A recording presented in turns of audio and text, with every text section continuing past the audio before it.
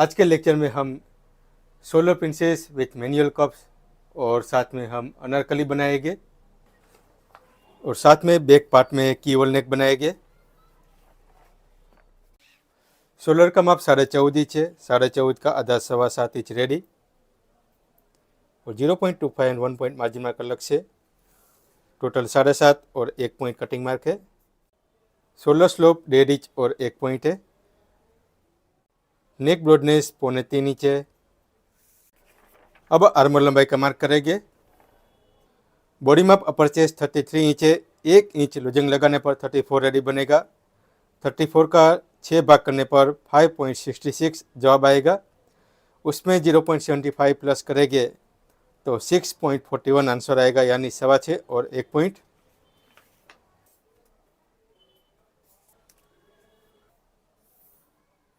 Body माप अपर chest 33 inch है। 33 में 1 इंच लूजिंग लगाएंगे तो 34 रेडी बनेगा। 34 का चौथा भाग 8.5 इंच और 1.25 इंच मार्जिन मार्क अलग से। अब एपेक्स गैप का मार्क करेंगे 3.5 इंच और 1 पॉइंट।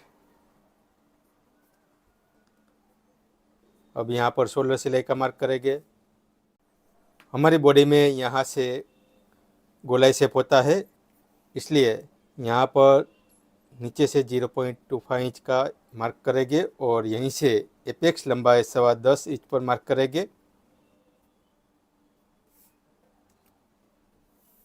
ये मेन चेस्ट लाइन का माप है। अब यहीं से हमें 14.5 लंबाई का मार्क करना है।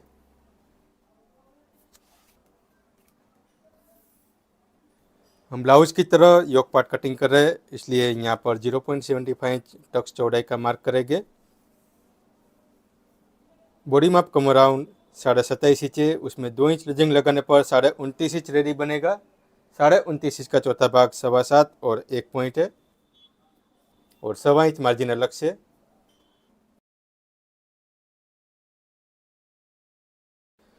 इसमें हमें कीहोल नेक बनाना है, तो यहाँ पर पहले अंदाजे से आपको डिसाइड करना है कि आप कितनी चौड़ाई का कीहोल बनाएंगे। तो इसके अकॉर्डिंग हमें बैक टक्स पॉइंट यहाँ से 1.5 इंच की दूरी पर मार्क करना है। नेक यहाँ से कटिंग होगा तो उसका मार्जिन यहाँ पर आएगा, तो यहाँ से 1.5 इंच की दूरी पर टक्स पॉइंट लगाना है। यहाँ पर 5 इंच और 1 पॉइंट टक्स का गैप है।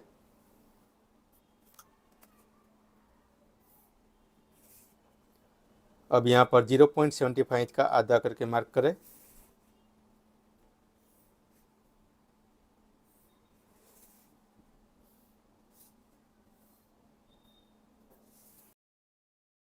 चार इंच एक्रॉस लंबाई है। अब हम यहाँ पर पहले फ्रंट एक्रॉस का मार्क करेंगे। 13 इंच फ्रंट एक्रॉस का मेजर है। 13 का आधा 6.5 रेडी और 0.25 1 पॉइंट मार्जिन मार्क। अब यहाँ से गोलाई शेप का मार्क करें। फ्रंट शोल्डर का माप 14 इंच है। 14 का आधा 7 इंच रेडी और 0.25 1 पॉइंट मार्जिन मार्क अलग से। तो फ्रंट आर्म होल का मार्क यहाँ पर करना है, क्योंकि फ्रंट पार्ट में हम डीप नेक बनाएंगे। बैक एक्रॉस का माप 14.25 इंच है। 14.25 का आधा 7 इंच और 1 पॉइंट और 0.25 1 पॉइंट मार्जिन मार्क।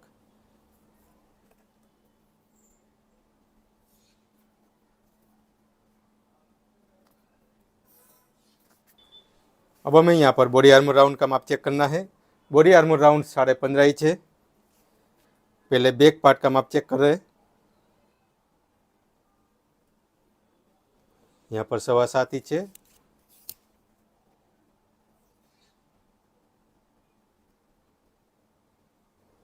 यहाँ पर 15 इंच और 1 पॉइंट है, तो इसका मतलब है हमें आर्मर लंबाई को नीचे कटिंग करना पड़ेगा। यहाँ पर 0.25 इंच आर्मर लंबाई का मार्क नीचे की तरफ कर रहे हैं।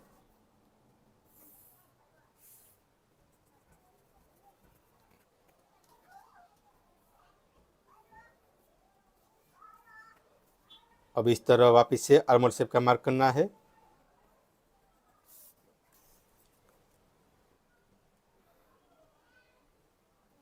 बैक पार्ट में 7.5 इंच माप आया है।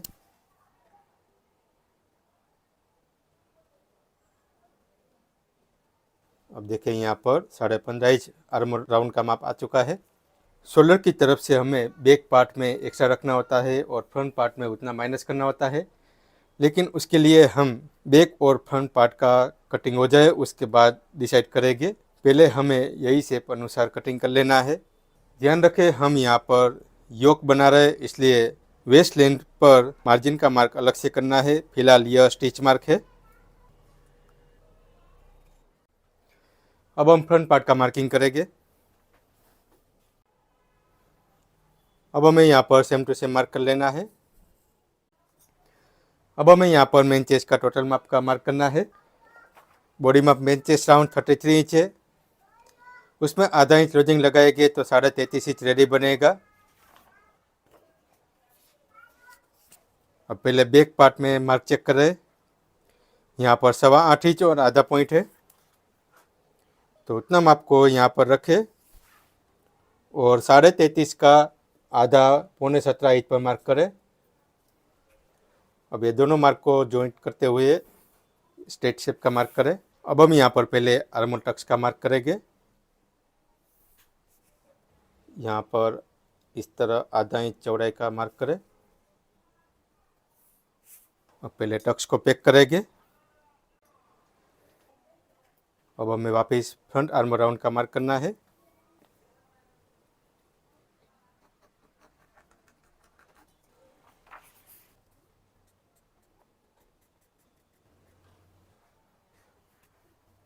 अब बैक पार्ट को रखकर यहाँ पर मार्जिन मार्क करें।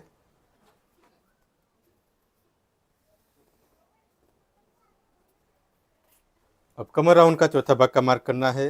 29.5 इंच का चौथा भाग 7.25 इंच और 1 पॉइंट। अब यहाँ पर देखें टोटल 1 इंच मार्क बचा है, तो हमें 1 इंच का आधा आधा करके मार्क कर लेना है।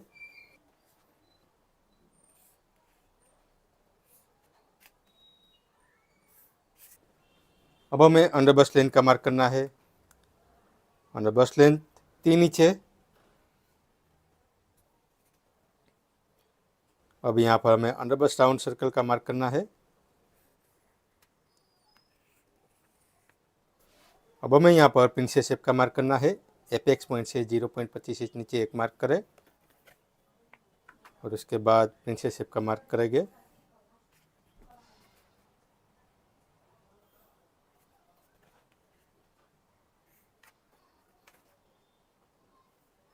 यहाँ पर हमें 16 प्रिंसेस बनाना है, लेकिन उसके पहले हमें डीप नेक का प्रोसेस कर लेना है ताकि शोल्डर पार्ट जितना रेडी रहे उसके सेंटर में हम मार्क कर सके। फ्रंट नेक 7.5 इंच डीप नेक है। यहाँ पर 0.25 इंच बढ़ा के मार्क करेंगे, यानी 7.25 इंच पर मार्क करेंगे। ये क्रॉस लाइन से नीचे और अपर चेस्ट लाइन तक डीप नेक है, इसलिए हमें short method deep neck front part number 2 अनुसार प्रोसेस करना है। यहाँ पर 0.25 1 पॉइंट ये कटिंग मार्क और यहाँ ऊपर की तरफ से 0.25 इंच कटिंग मार्क।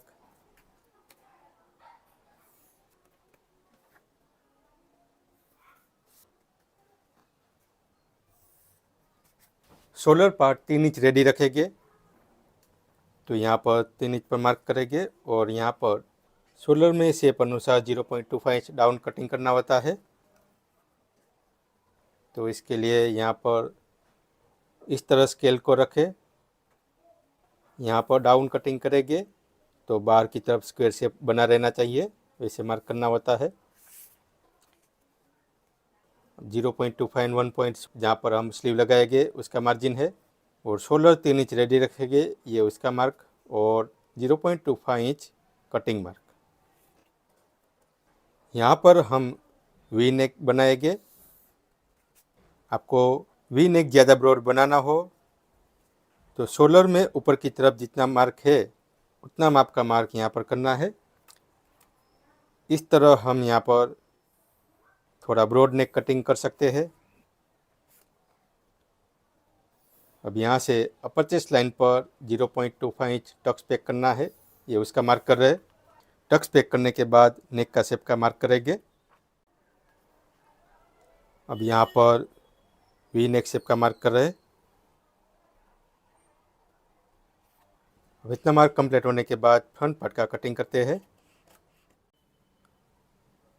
यहाँ पर हमें एक पॉइंट से 0.25 तक का शेप का मार्क करना पड़ता है, ताकि ये दोनों पार्ट जॉइंट होने पर यहाँ पर स्ट्रेट शेप बना रहे। अब यहाँ पर ये दोनों सिलाई मार्क के बीच में 3 इंच का अंतर है, तो 3 का आधा 1.5 इंच पर मार्क करें और वहीं से एपेक्स पॉइंट पर ये मार्क को मैच करें। इस तरह हम यहाँ पर शोल्डर प्रिंसेस बनाएंगे। इसको हम बाद में कटिंग करेंगे, पहले हम बैक पार्ट में नेक का शेप कटिंग कर लेते हैं। कीहोल नेक के लिए यहाँ पर स्पेशल ड्राफ्टिंग बनाया है, उसके अनुसार फॉलो करेंगे। एक्रॉस लाइन पर आर्मोल शेप को 0.25 इंच अंदर की तरफ कटिंग करेंगे, क्योंकि यहाँ पर की नेक बना रहे इसलिए ये पार्ट ओपन होता है। अपर चेस्ट लाइन ओपन होता है तो यहाँ का शेप हमें अंदर की तरफ कटिंग करना पड़ता है, जैसे हम डिप नेक में कटिंग करते हैं। और दूसरी बात का ध्यान ये रखना है कि यहाँ पर ऊपर की तरफ ये नेक पैक है और यहाँ पर हमें हुकाई लगाना है, चाहे आपको पैक भी क्यों ना रखना हो। यहाँ पर एक्रॉस मेजर का जो टोटल माप है वो यहाँ पर मैच होना ज़रूरी है, यानी कि यहाँ पर हम जितना माइनस करेंगे उतना माप को यहाँ पर हमें बढ़ाना पड़ता है, यानी कि हमें एक्रॉस मेजर को मेंटेन करना पड़ता है। अगर हम ये माप बढ़ाएंगे नहीं तो इसको क्लोज करते वक्त यहाँ से आर्मोल में खिंचावाएगा और कस्टमर पहनेंगे तो भी यहाँ पर नेक की तरफ उसको खींचा खींचा लगेगा और उसको अनकंफर्टेबल महसूस होता रहेगा। इसलिए यहाँ पर हम जो पॉइंट समझा रहे हैं वो हर पॉइंट को आप ध्यान से समझते रहिए। यहाँ पर एक्रॉस मेजर को 0.25 इंच कटिंग करेंगे। इस तरह यहाँ पर हमें क्रॉस शेप का मार्क करना है और ये कॉर्नर है वहाँ पर कम से कम 0.25 इंच का गोलाई रहना चाहिए।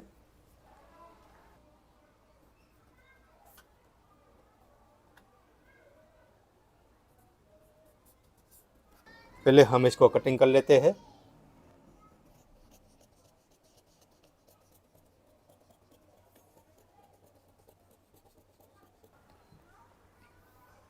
अब देखिए ये लाइन पर जितना माप हमने कटिंग किया है उतना माप को यहाँ पे बढ़ाना है, यानी जब हम कीहोल का फाइनल मार्क करेंगे तब यहाँ पर 7 इंच और एक पॉइंट माप को मेंटेन करेंगे।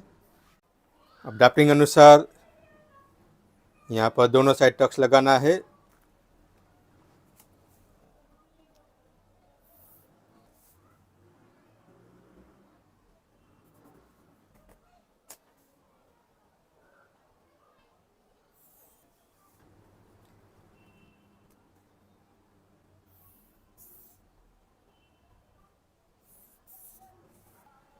यहाँ पर हमें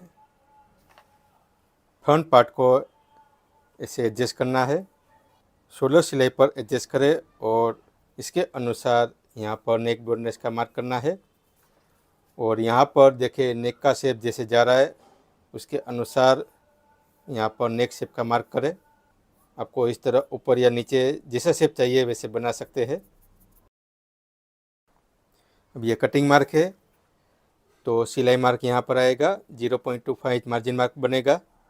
अब हम यहाँ पर 1.5 इंच रेडी रहे वैसे मार्क कर रहे हैं, यानी हमें नीचे की तरफ 0.25 इंच का एक मार्क करके यह कटिंग करना है। और यहाँ पर कीहोल नेक यहाँ तक हम कटिंग करेंगे। अब यहाँ पर इस तरह हम मार्क कर रहे हैं।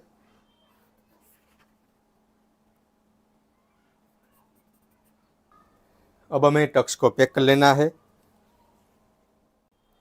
अब देखिए टक्स पैक होने पर नेक का शेप हमें वापस सेट करना पड़ता है। अब यहाँ पर हम नेक का शेप को कटिंग कर लेते हैं। अब यहाँ नीचे की तरफ हम जॉइंट कर लेते हैं, क्योंकि यहाँ पर हमें ये पार्ट बढ़ाना है। अब यहाँ पर हमें बैक एक्रॉस का माप 7 इंच और एक पॉइंट ये रेडी रखना है।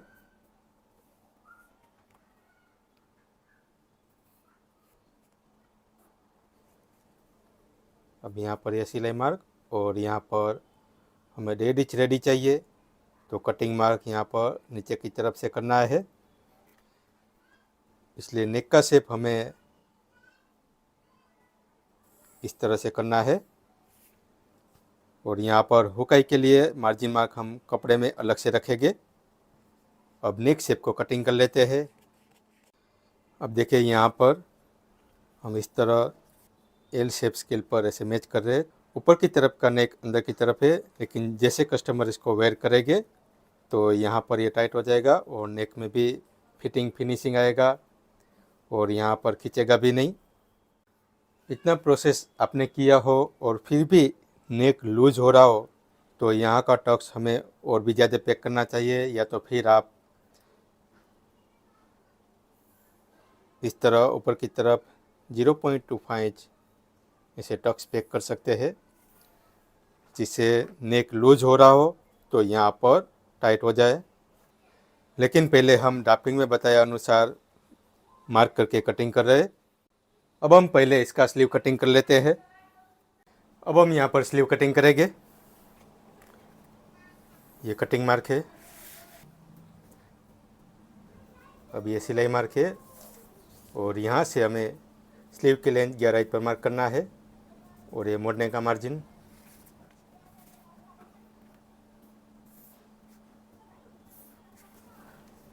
आर्म राउंड 9.5 इंच है, 9.5 का आधा 4.5 इंच और 1.25 इंच ये मार्जिन मार्क।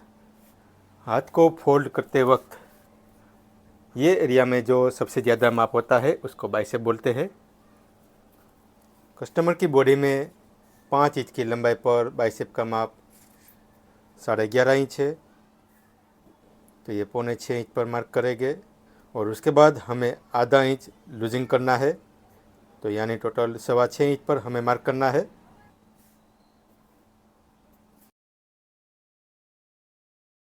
अब हमें यहाँ पर केप हाइट का मार्क करना है।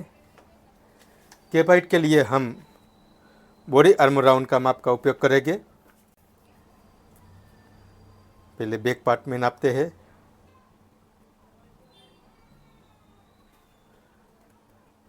यहाँ पर 7.25 इंच और 1 पॉइंट है।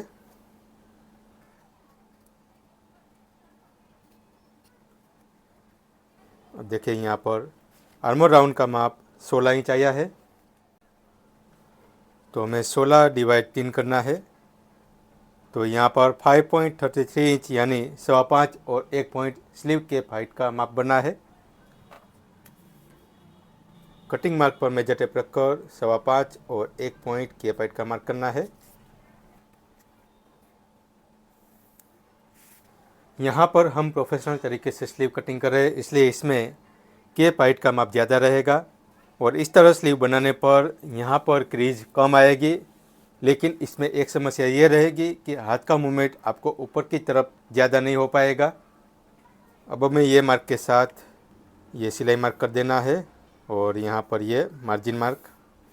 वैसे तो प्रोफेशनल कटिंग में सीम अलाउंस ऐड नहीं होता है, लेकिन यहाँ पर हम सीम अलाउंस ऐड करके मार्किंग कर रहे हैं। अब ये ऊपर वाला कटिंग मार्क से ये सिलाई मार्क तक हमें इसे क्रॉस में स्ट्रेट मार्क कर लेना है। अब इससे भी पहले एक इम्पोर्टेंट नाप हमें चेक करना है। यहाँ पर दोनों पार्ट का ये सिलाई माप को मैच करें। अब यहाँ पर देखें, ये जो गोलाई है वो सही होनी चाहिए। यहाँ पर इस तरह का पॉइंट नहीं होना चाहिए। अगर आपके कटिंग में इस तरह का पॉइंट बना है तो वहाँ पर आपको इस तरह गोल शेप कटिंग करना रहेगा। तो इसलिए ध्यान रखना है कि दोनों पार्ट का साइड जॉइंट होने पर यहाँ पर गोल शेप बना रहना चाहिए। अब देखिए यहाँ पर बैक पार्ट में अगर आप इस तरह से कटिंग करना चाहते हैं तो कर सकते हैं। इस तरह यहाँ पर थोड़ा शेप कटिंग कर लीजिए ताकि यहाँ पर गोलाई शेप बना रहे।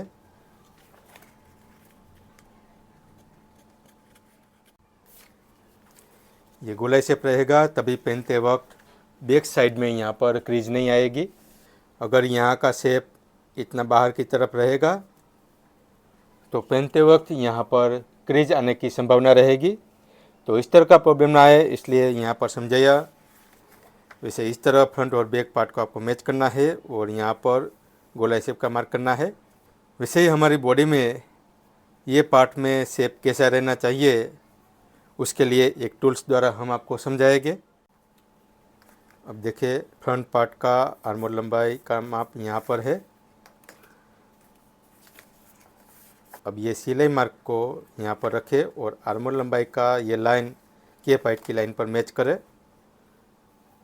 अब यहाँ पर ये जो गोलाई शेप है उसके अनुसार मार्क कर लेना है।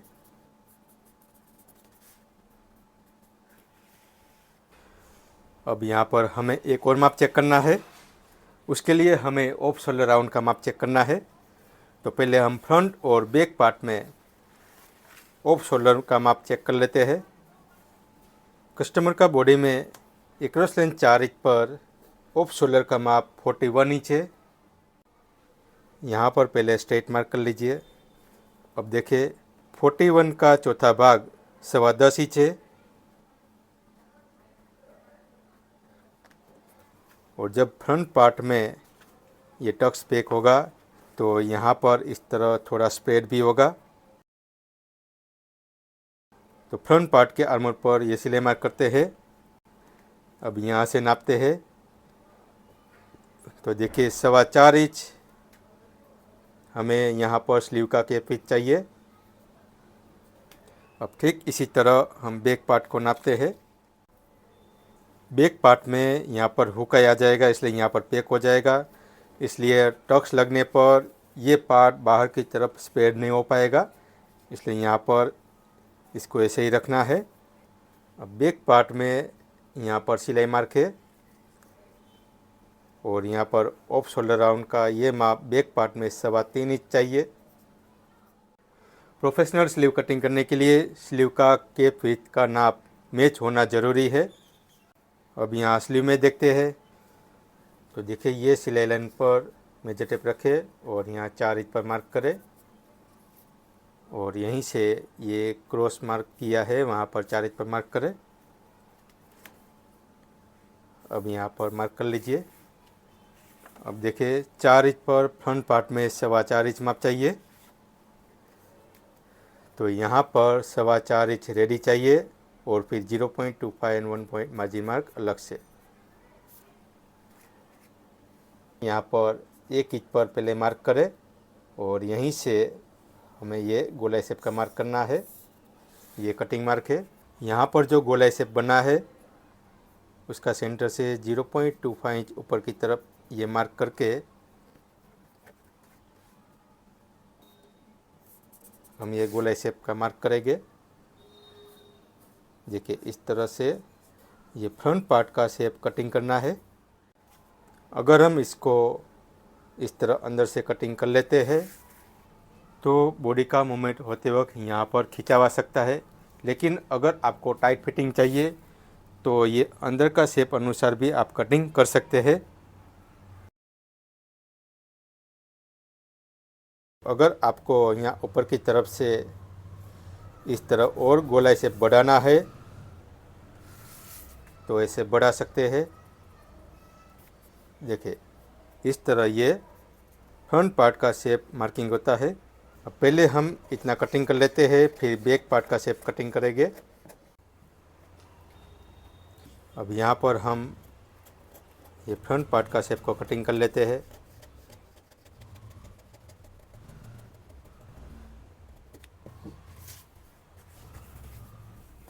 अब हम इसको ओपन कर लेते हैं और ये मिडल में मार्किंग कर रहे हैं।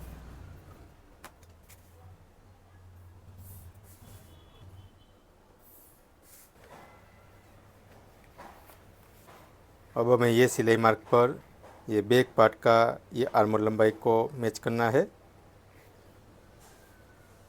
अब यहाँ पर ये गोलाई शेप का मार्क करें जैसा बैक पार्ट का आर्मर शेप है और यहाँ पर जो सेंटर है तो हमें ये शेप 0.25 थोड़ा इस तरह मार्क करना है।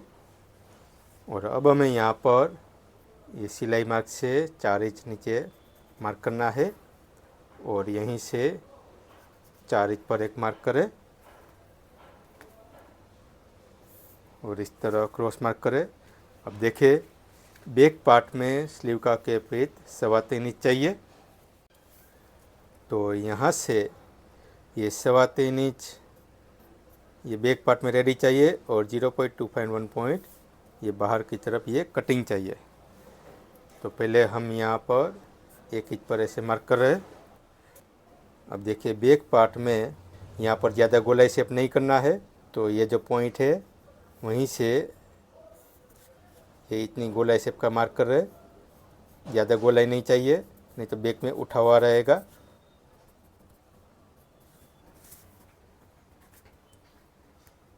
अब उसके बाद देखिए इस तरह से ये शेप का मार्क कर लेना है। यहाँ पर इसके साथ ये मैच करने जाएंगे तो शेप अच्छा नहीं बनेगा, इसलिए यहाँ पर स्केल का शेप अनुसार मार्क किया है। तो यही शेप अनुसार हम कटिंग कर रहे हैं।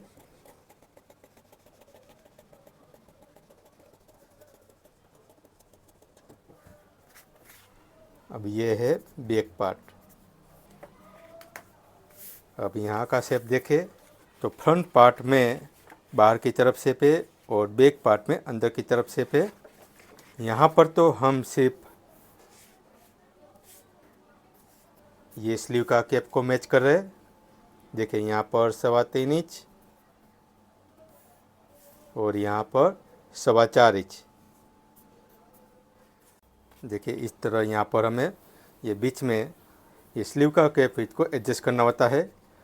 अगर आपको स्लीव का ये कैप विड्थ पर ऐसा मूवमेंट चाहिए तो यहाँ का जो शेप है वो हमें ज़्यादा बढ़ाना पड़ता है।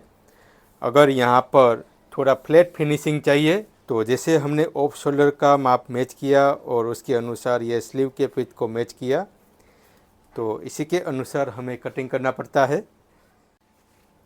तो इस तरह यहाँ पर स्लीव कटिंग हो चुका है।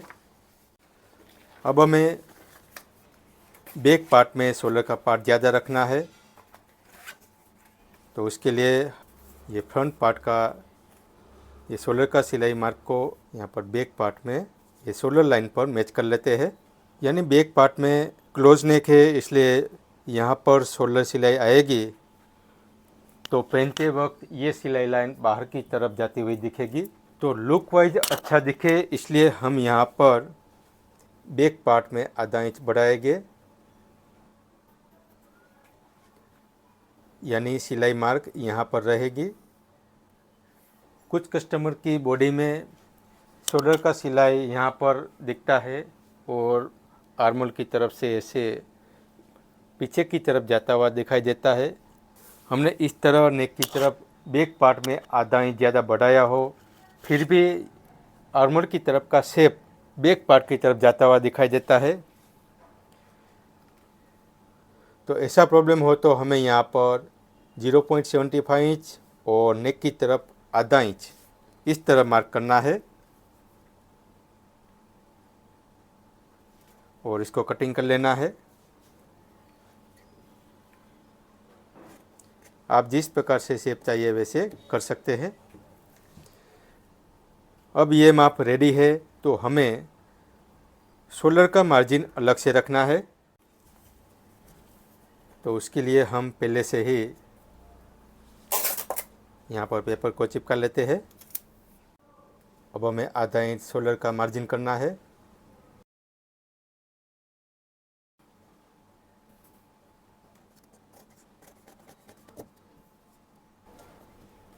देखिए शोल्डर सिलाई होने पर यहाँ पर इस तरह से दिखेगा।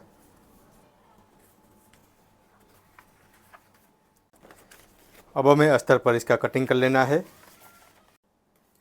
अब हम यहाँ पर पहले स्लीव कटिंग कर रहे हैं।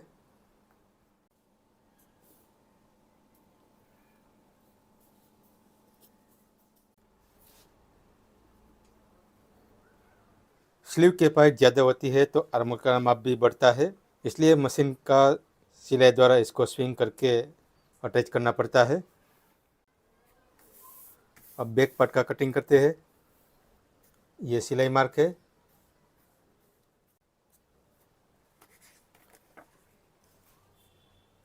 यहाँ पर मार्जिन मार्क अलग से रखना है। नीचे का पार्ट को हम पैक कर लेंगे। 5 इंच और 1 पॉइंट टक सेंटर का माप है।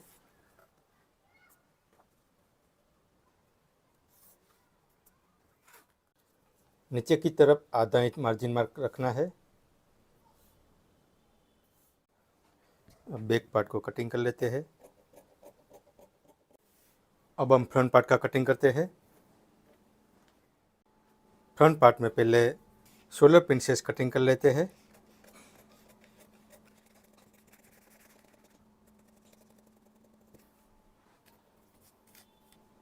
देखिए यहाँ पर सिलाई लगने पर ये पार्ट स्ट्रेट बनता है। इसमें हम मैनुअल कप्स बनाएंगे।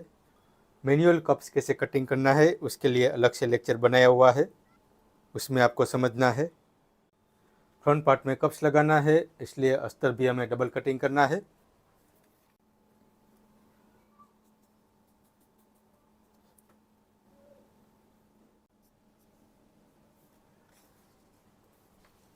नीचे की तरफ आधा इंच मार्जिन रखना है और यहाँ पर 0.25 1 पॉइंट मार्जिन मार्क रखेंगे।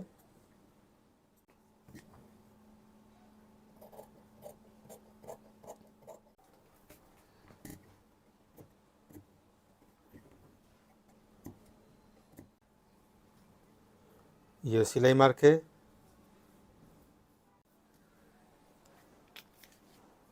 अब नीचे की तरफ आधा इंच मार्जिन रखना है। अब यहाँ पर 0.25 1 पॉइंट मार्जिन रखना है।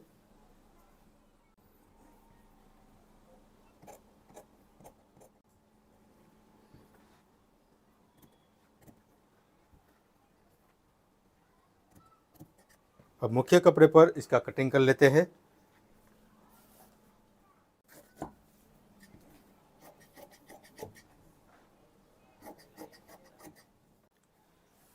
अगर आपको इसमें फिजिंग लगाना हो लगा सकते हैं। अब हमें कली कटिंग करना है, तो उसके लिए हमें योक पार्ट का नीचे का लंबाई कितना रेडी रखना है उसका अस्तर में कटिंग कर लेना है। मुख्य लंबाई 42 इंच है। अस्तर की लंबाई 1.5 इंच कम रखेंगे, यानी 40.5 इंच अस्तर की लंबाई रखेंगे। 14.5 इंच वेस्ट लेंथ है और आधा इंच मार्जिन ऊपर की तरफ से रखेंगे। इस तरह यहाँ स्ट्रेट मार्क कर लेना है। अंदर की तरफ अस्तर फिटिंग में रहे वैसे कटिंग नहीं करना चाहिए, अंदर का अस्तर लूज रखना चाहिए। तो उसके लिए यहाँ पर हम 1.5 इंच टक्स के लिए मार्जिन छोड़ेंगे। हम यहाँ पर टक्स तो नहीं लेंगे, लेकिन उसकी जगह इस तरह प्लेट्स लगा देंगे ताकि बाकी का ये जो पार्ट है वो ओपन रहे और पहनते वक्त बैठने उठने में कंफर्टेबल रहे। और उसके बाद कमर राउंड का चौथा भाग 7.25 और 1 पॉइंट पर मार्क कर रहे और 1.25 इंच मार्जिन मार्क। अब यहाँ पर कट लेंथ का मार्क कर रहे हैं। बॉडी माप कट राउंड 36 इंच है। 36 इंच में हम 4 इंच लूजिंग लगाएंगे तो 40 इंच रेडी बनेगा। उसका चौथा भाग 10 इंच पर मार्क करें। इस तरह यहाँ पर कट राउंड का माप लूज रहना चाहिए, लेकिन अस्तर में हम जितना पन्ना है उतना कटिंग कर लेते हैं। आपको इससे ज़्यादा चौड़ाई रखनी हो रख सकते हैं। अस्तर में सिलाई मार्क यहाँ पर करना है।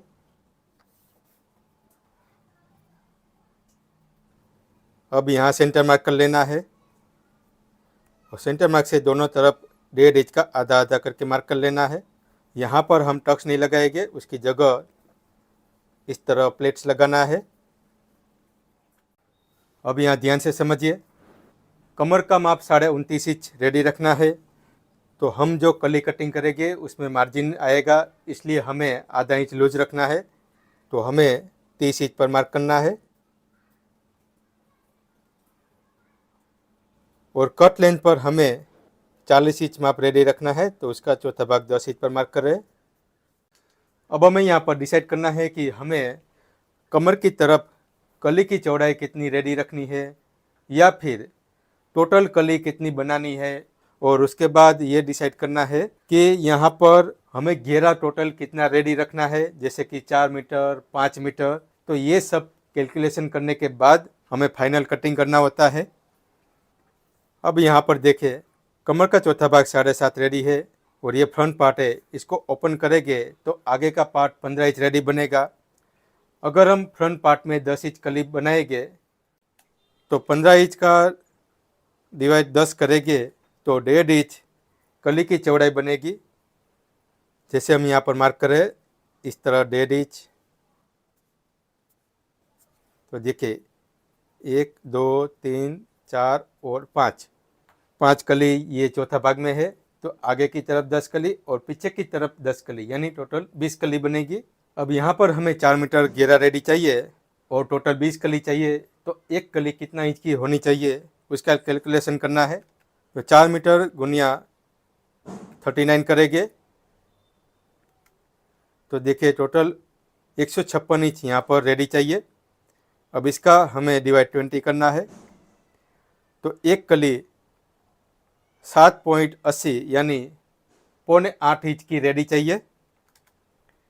देखिए यहाँ पर 7.25 इंटू 20 कली करेंगे तो 155 इंच हुआ और 155 डिवाइडेड बाय 39 करेंगे तो यहाँ पर 3.97 यानी 4 मीटर घेरा रेडी बनेगा।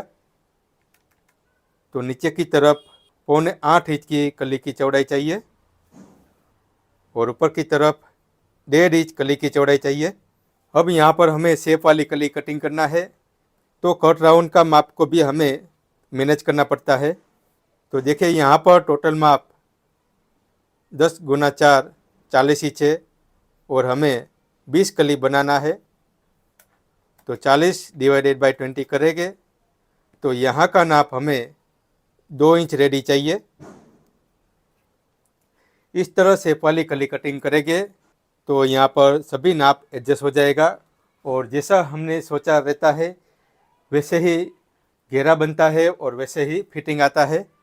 यहाँ पर अस्तर को आप और भी ज़्यादा लूज बनाना चाहते हैं बना सकते हैं, और अस्तर में अंदर की तरफ आप कट ओपन रखना चाहते हैं तो भी बना सकते हैं।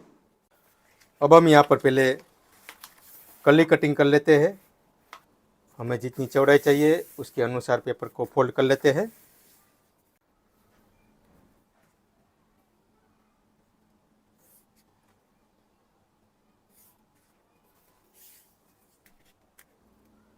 फोर्टी 42 इंच रेडी लंबाई चाहिए और हम फोल्ड करने का मार्जिन भी इसी के अंदर रखेंगे। यहाँ पर हम पतला फोल्ड करेंगे इसलिए 0.75 इंच हमें फोल्ड का मार्जिन रखना है, लेकिन हम कली कटिंग करते हैं और उसके बाद जब जॉइंट करते हैं तो उसके धागे निकल आते हैं, इसलिए हमें 0.25 इंच लंबाई ज़्यादा रखनी चाहिए, ताकि अगर हम वो धागे को कटिंग करेंगे और जो अच्छा शेप कटिंग करेंगे तो वहाँ पर ये लंबाई मैनेज हो जाए। और अगर आपको कोई लेस लगाना है, डायरेक्ट पलटी करना है तो मार्जिन को कम रखें। आज के लेक्चर में हम सिर्फ सिंपल कली कटिंग करके बना रहे, जिसमें हमें नीचे का घेरा सिर्फ फोल्ड करना है। अगर आपको इसमें 5 इंच का स्ट्रेट पट्टा लगाना हो या 7-8 इंच 10 इंच का स्ट्रेट पट्टा लगाना हो तो उसके लिए कली का शेप अलग तरीके से कटिंग करना होता है, उसके बारे में भी हम ज़रूर समझेंगे। अब ये फोल्ड पार्ट है, तो यहाँ पर रेडी चाहिए तो 1.5 का आधा 1.25 इंच पर ये सिलाई मार्क और आधा इंच मार्जिन मार्क कर रहे हैं, और यहाँ पर हमें 2 इंच रेडी चाहिए तो 2 का आधा 1 इंच रेडी और आधा इंच मार्जिन मार्क, और नीचे की तरफ हमें 7.25 इंच रेडी चाहिए तो 7.25 का आधा 3.75 एंड 1 पॉइंट ये रेडी और आधा इंच ये मार्जिन मार्क। अब हमें ये सभी कटिंग मार्क को जॉइंट करते हुए ऐसे मार्क कर लेना है।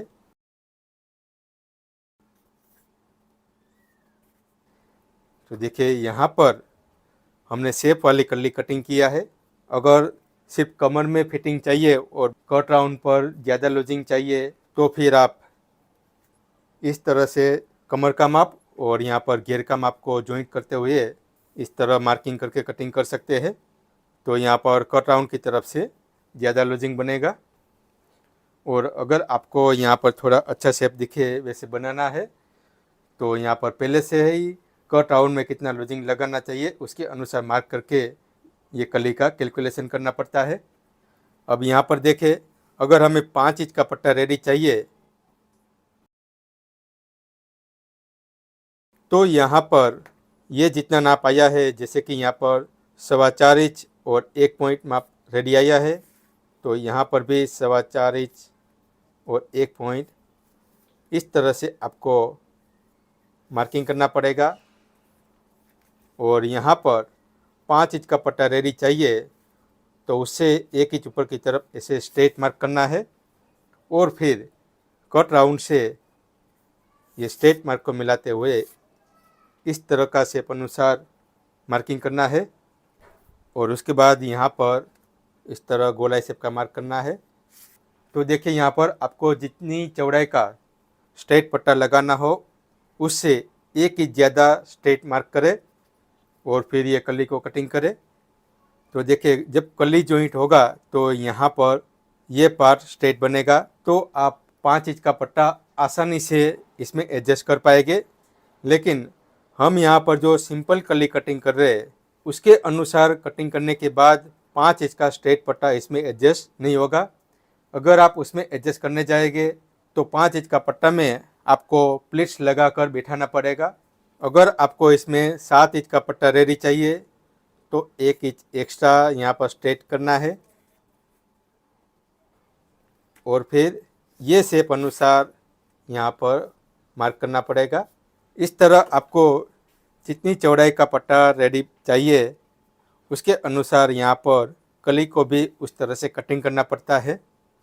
और अगर आपको 10 इंच का पट्टा रेडी चाहिए तो फिर हमें ये कपड़े के ऊपर एडजस्ट नहीं करना है, उसकी जगह हमें यहाँ पर जितना पट्टा रेडी चाहिए उसके अनुसार हमें कली को यहाँ पर कम कटिंग करना पड़ता है और जो पट्टा हमें रेडी चाहिए वो पट्टे को हमें यहाँ पर लटका कर बनाना पड़ता है। जैसे कि यहाँ पर हमें 10 इंच का सीधा पट्टा रेडी चाहिए तो इस तरह यहाँ पर पहले मार्क कर देना है। और यहाँ पर हमने जो गिनती किया है, जैसे कि ये 7.25 इंच का आधा मार्क और ये कटिंग मार्क, तो हमें कली का शेप इस तरह से कटिंग करना पड़ता है। ये 10 इंच रेडी और उसके बाद यहाँ पर आधा इंच मार्जिन रखना है और कली को यहाँ से कटिंग करेंगे और 10 इंच का पट्टे की सिलाई यहाँ पर लगेगी, तो यहाँ पर पूरी लंबाई भी एडजस्ट हो जाएगी और हमें घेरा रेडी चाहिए वो भी एडजस्ट हो जाएगा। तो उस तरह से हमें कली में भी अलग अलग शेप अनुसार कटिंग करके बनाना पड़ता है। लेकिन आप शुरुआत से ये कली वाला कटिंग सीख रहे हैं तो जैसे हम यहाँ पर बता रहे हैं वैसे सिंपल कटिंग अनुसार हमें बनाने की शुरुआत करनी चाहिए। तो अब हम इसको कटिंग कर लेते हैं।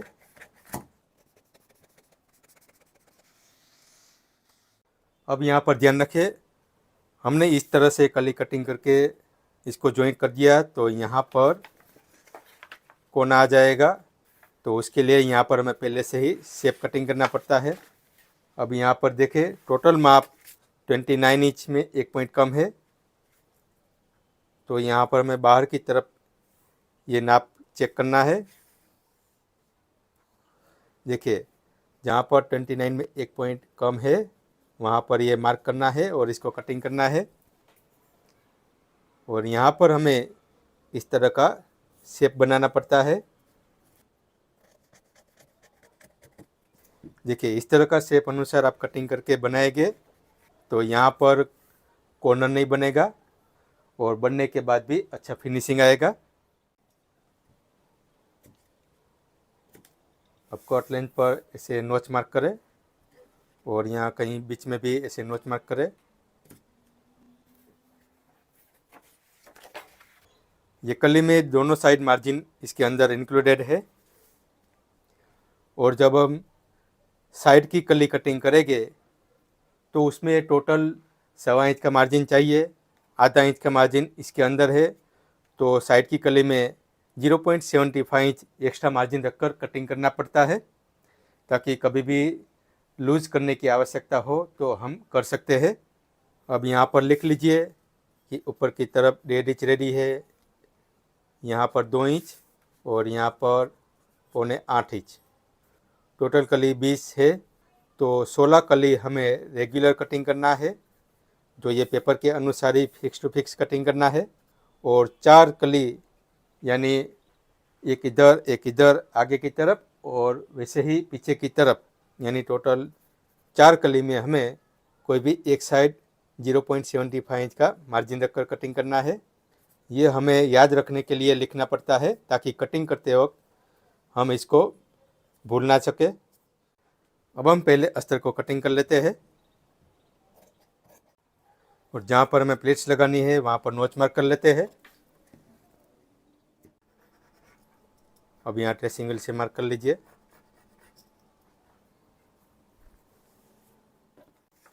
अब हमें मुख्य कपड़े पर इसका कटिंग करना है। अब हमें इसमें कली कटिंग करना है। तो सबसे पहले हमें ये कली में सेंटर लाइन का मार्क कर देना है।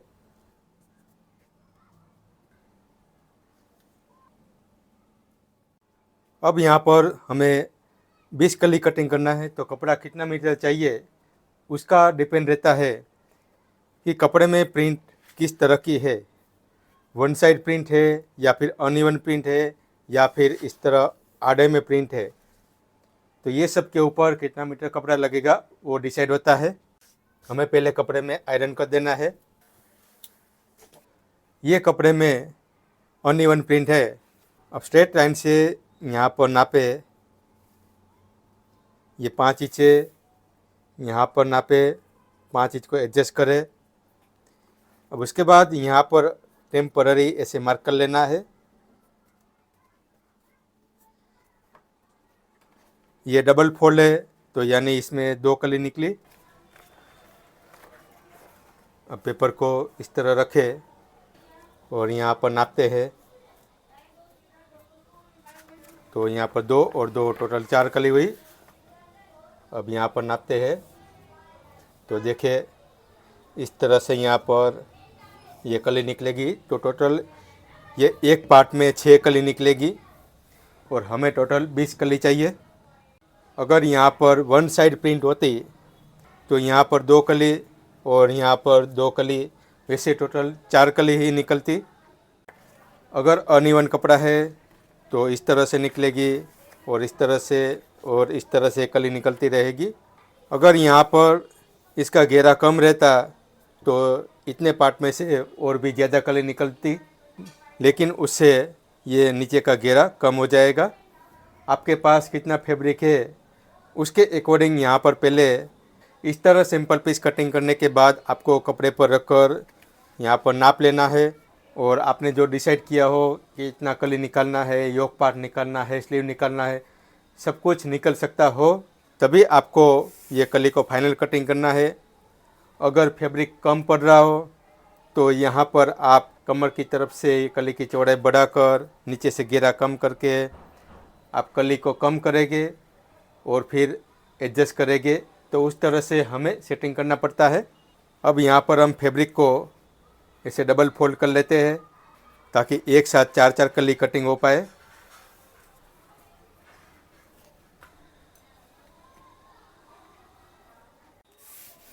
कपड़े को अच्छे से सेट करने के बाद ये पेपर को रखना है और सेंटर लाइन से यहाँ पर नापना है। हमें जितनी आवश्यकता हो वहाँ पर पेपर को सेट करें। अब यहाँ पर 4.25 इंच है तो यहाँ पर भी 4.25 इंच रहना चाहिए ताकि कली का जो थ्रेड है वो एक समान रहे।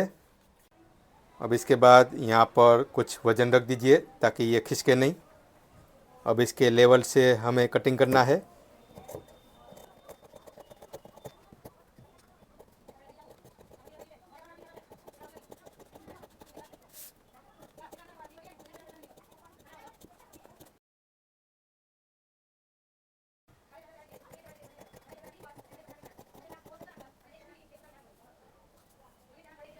कली कटिंग करते वक्त पेपर खिसकना नहीं चाहिए, उसका ध्यान रखना है। इसलिए यहाँ पर इस तरह अपने हाथों से प्रेशर बनाए रखें।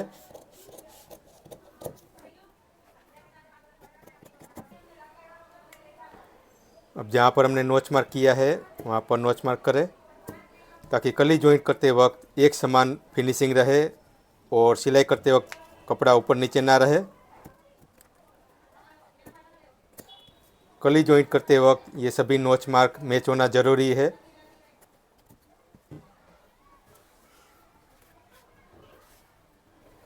अब ये 4 कली कटिंग हुई। अब हमें पेपर को इस तरह रख देना है। इसे रखने के बाद इसको डायरेक्ट कटिंग नहीं करना है, पहले हमें यहाँ पर फोल्ड पार्ट से नापना है। यहाँ पर 11.25 इंच है, तो यहाँ पर हमें 11.25 इंच सेट करना है।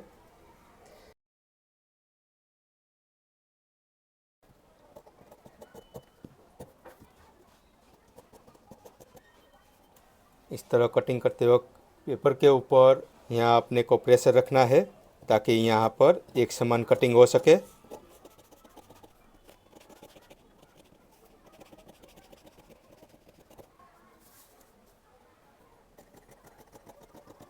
देखिए यहाँ पर अनइवन नहीं होना चाहिए, वैसे सेट करें।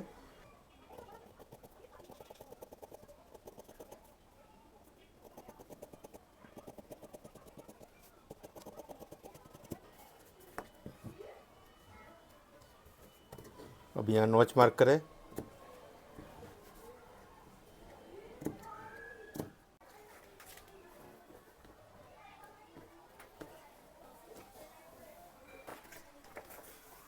अब पेपर को इस तरह सेट करें। सेट करने के बाद यहाँ पर फोल्ड पार्ट से नापते हैं। यहाँ पर 5.25 इंच है और यहाँ पर देखिए 4.25 इंच है, तो यहाँ पर हमें इसको सेट करना है। अब यहाँ पर 5.25 इंच सेट किया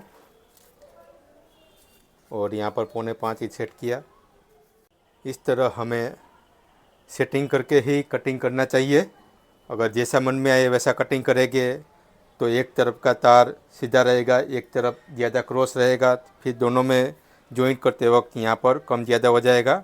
और कम ज़्यादा हुआ और आपने जो ज़्यादा पार्ट है बचा है उसको कटिंग कर लिया, फिर जब कस्टमर वेयर करेंगे तो वहाँ पर अनइवन लुक दिखेगा और कली के बीच में सलवटें नज़र आएगी। तो इसलिए पहले से ही ध्यान में रखते हुए अच्छे से सेट करते हुए आपको कटिंग करना है। आप पेपर की जगह कपड़ा भी कटिंग कर सकते हैं, लेकिन कपड़ा थिकनेस होना चाहिए। और अगर आपको इस तरह से पेपर रखकर कटिंग करना मुश्किल हो रहा हो तो आप यहाँ पर पेपर रखकर पहले से मार्क कर लीजिए। देखिए इस तरह पहले से मार्क कर लेना है और उसके बाद यहीं से कटिंग कर लेना है।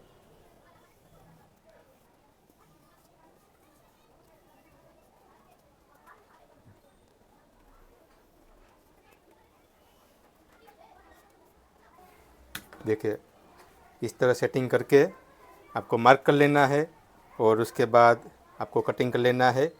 इस तरह आप फटाफट कटिंग कर पाएंगे।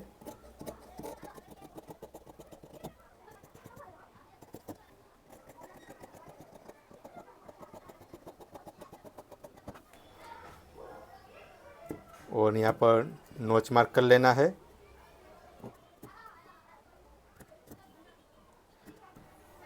अगर आप नोच मार्क नहीं करोगे और ऊपर से कली को जॉइंट करना शुरू करोगे, फिर नीचे की तरफ आते आते कली कम ज़्यादा हुई तो आपको उसको कटिंग नहीं करना है, आपको वापस से जॉइंट करना है। अब इस तरह यहाँ पर हमने 12 कली कटिंग कर ली है। अब हमें दूसरे पार्ट में जितना चाहिए उतना फोल्ड कर लेते हैं। इस तरह फोल्ड करने के बाद आपको आयरन कर देना चाहिए। आयरन करने से सभी कपड़े एक दूसरे के साथ चिपके हुए रहते हैं ताकि कटिंग करते वक्त वो खिसकते नहीं है और हमें कटिंग करना भी आसान हो जाता है।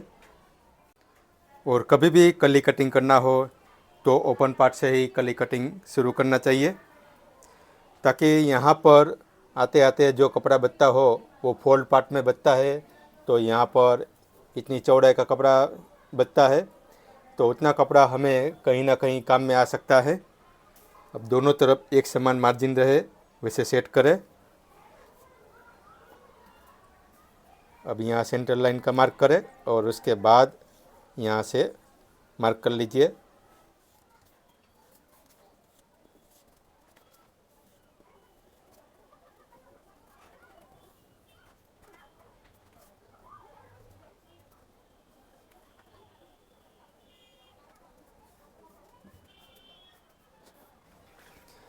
देखिए इस तरह यहाँ मार्क कर लिया और साथ साथ में हमें दूसरी तरफ भी मार्क कर लेना है। इस तरह आप फोल्ड पार्ट करके जितनी कली कटिंग करना है उसका पहले मार्क कर लीजिए और उसके बाद एक साथ कटिंग कर लीजिए। आपके लिए एकदम फास्ट और आसानी से कटिंग हो जाएगा। यहाँ पर ये 11:15 इंच सेट किया है और यहाँ पर भी 11:15 इंच सेट है। अब ये टोटल 12 और ये 4 16 और उसके बाद हम ये 4 कली में मार्जिन रखेंगे जो हमें साइड पार्ट में जॉइंट करना है। तो इसके साथ मिलाकर टोटल 20 कली कटिंग हो जाएगी। तो यहाँ पर पहले मार्क कर लेते हैं।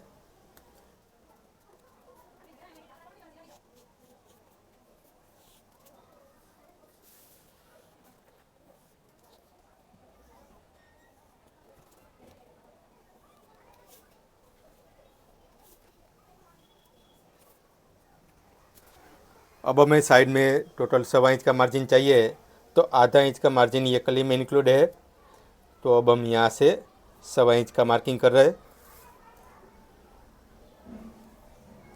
यानी हमें ये पेपर से बाहर की तरफ 0.75 इंच एक्स्ट्रा मार्जिन रखना है।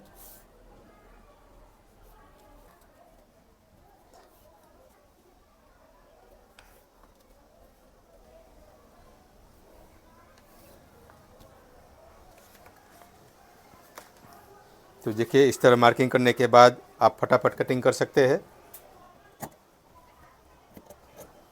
जो मार्किंग किया है उससे अंदर की तरफ से हमें कटिंग करना है।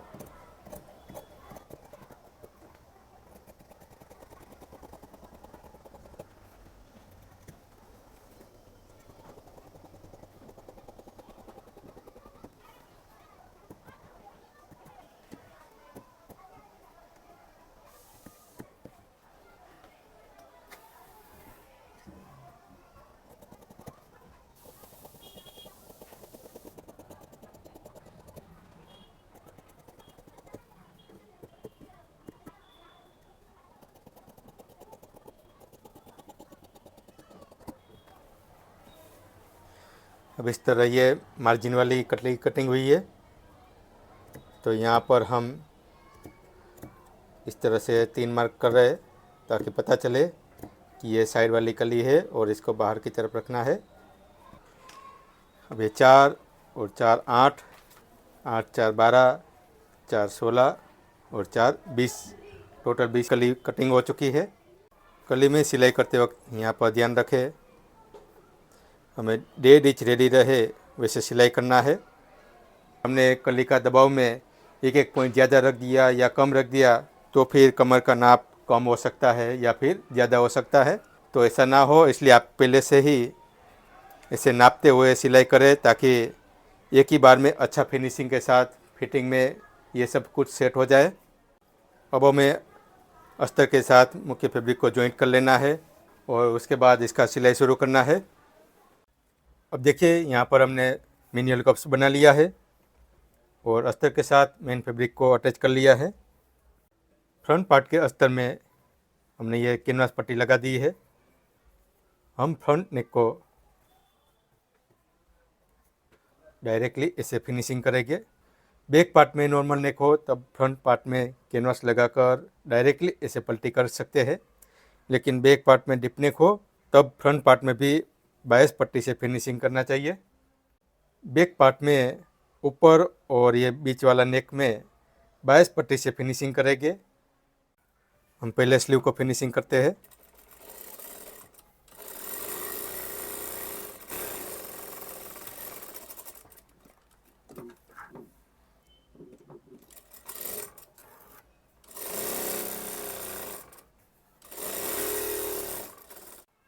अब हम इसको फेविकॉल से अटैच कर लेंगे। फ्रंट पार्ट के अस्तर को जॉइंट कर लेते हैं।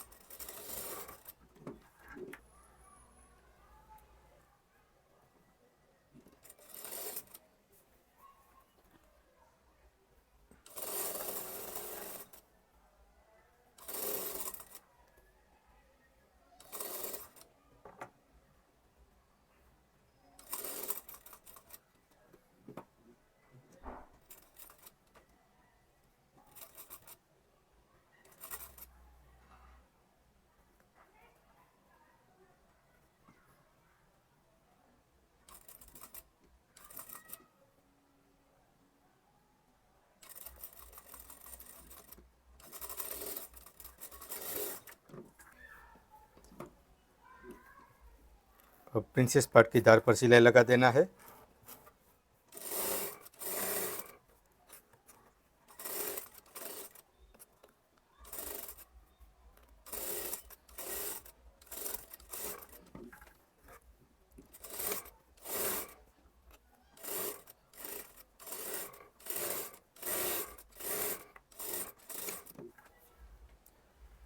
अब इसमें मैनुअल कप्स लगा देते हैं।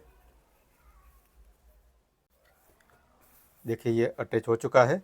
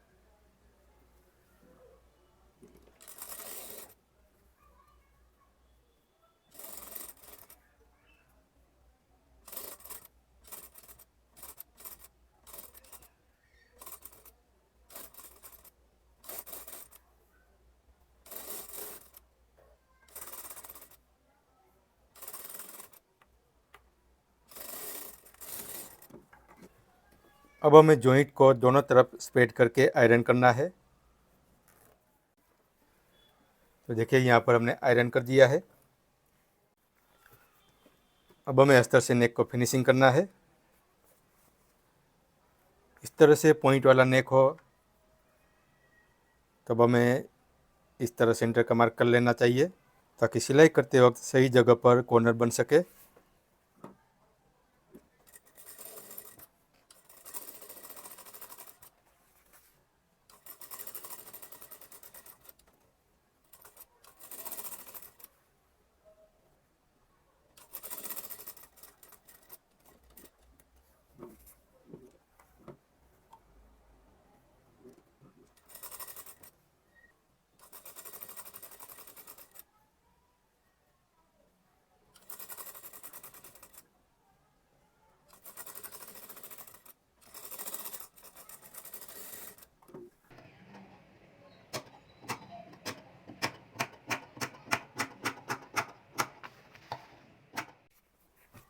अब अस्तर की धार पर सिलाई करना है।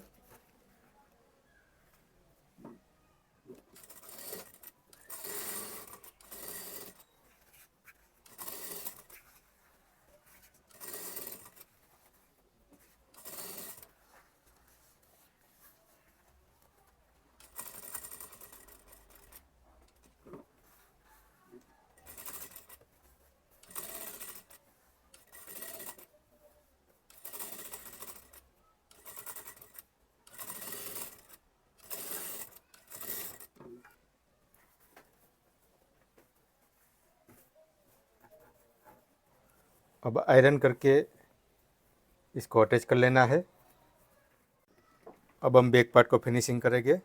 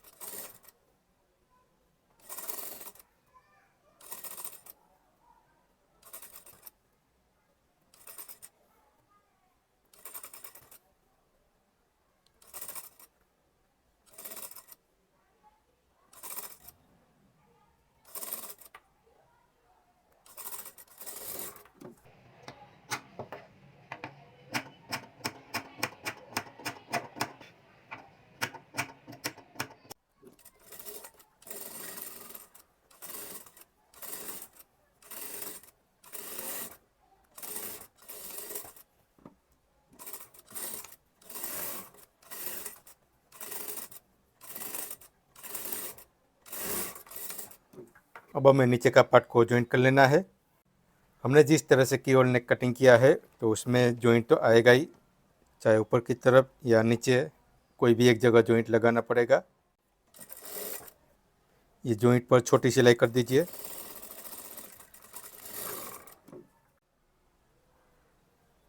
अब जॉइंट को दोनों तरफ स्प्रेड कर लीजिए।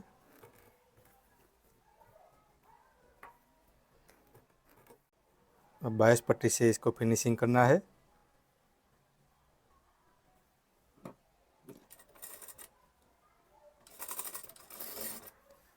यहाँ पर 22 पट्टी को थोड़ा सा खींचते हुए लगाना है।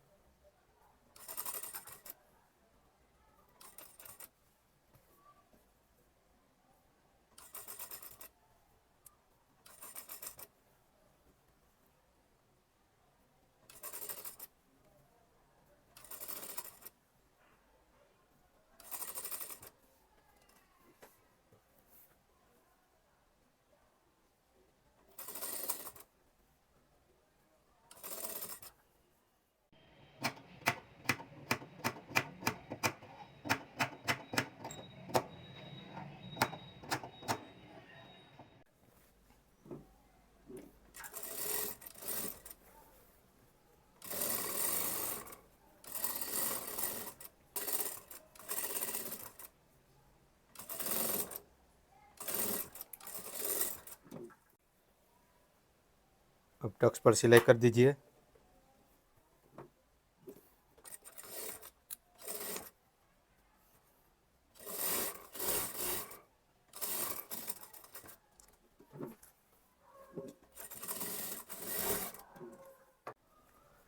अब नेक में आयरन कर लेते हैं। अब देखिए फ्रंट पार्ट में अस्तर को अटैच कर लिया है और बैक पार्ट में आयरन कर लिया है। यहाँ पर हमें हुकाई लगाना है, इसलिए उसके सपोर्ट के लिए यहाँ पर थिकनेस होना ज़रूरी रहता है। अब अस्तर को फोल्ड करके यहाँ पर अटैच करते हैं।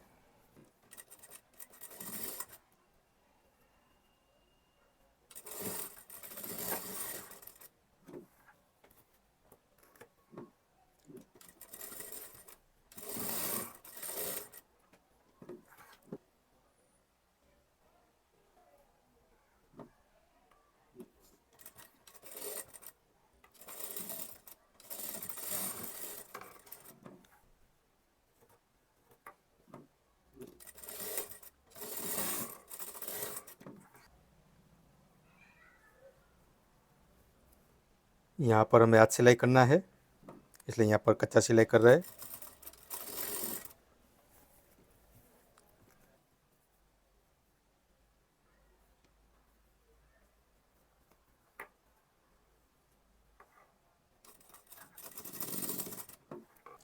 दोनों पार्ट का मार्जिन इक्वल रहना चाहिए। यहाँ पर लटकती हुकाई लगाने वाले हैं। अब हमें शोल्डर जॉइंट कर लेना है।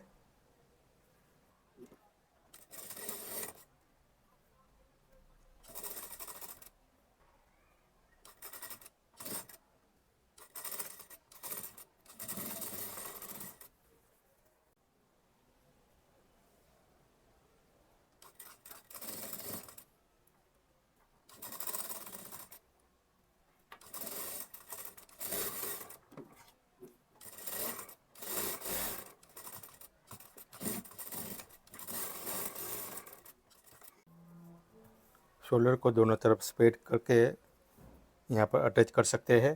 तो इसके लिए यहाँ पर दोनों पार्ट में अलग अलग इंटरलॉक करना पड़ेगा।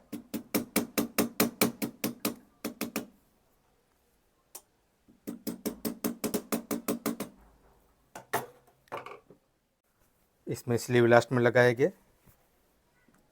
प्रोफेशनल स्लीव कटिंग किया है, इसलिए हमें पहले स्लीव का साइड कर देना है और इसका साइड लगा देना है और उसके बाद में स्लीव को गोल चढ़ाना है, तभी आर्मोल की तरफ अच्छा फिनिशिंग आएगा। अब इसका घेरा फोल्ड कर लेते हैं।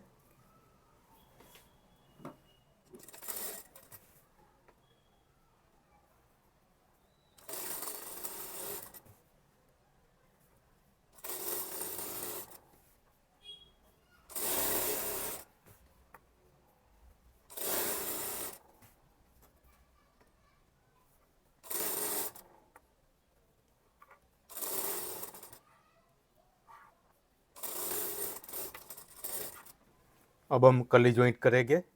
अब हमें यहाँ पर ये 4 कली जो एक्स्ट्रा मार्जिन वाली है उसको साइड में रख देना है और जितनी भी रेगुलर कली है उसमें आधा इंच मार्जिन पर सिलाई कर देना है।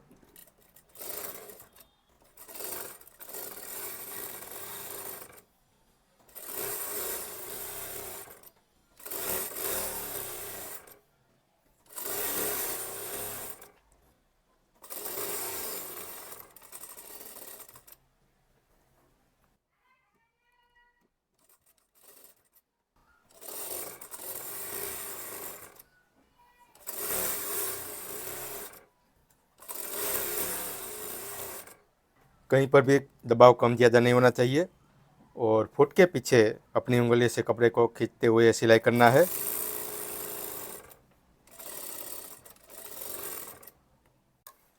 इस तरह पहले सभी कली को जॉइंट कर देना है और उसके बाद ऐसे कटिंग कर लीजिए।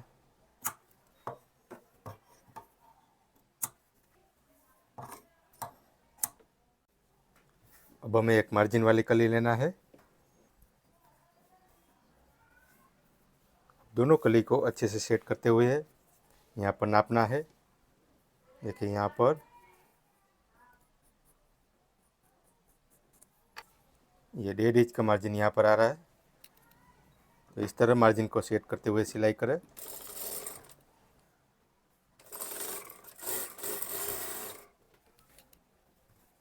और यहाँ पर हमने जो नोच मार्क किया है वो मैच करना है ताकि कली पर सिलाई करते हुए नीचे की तरफ कम ज़्यादा ना हो।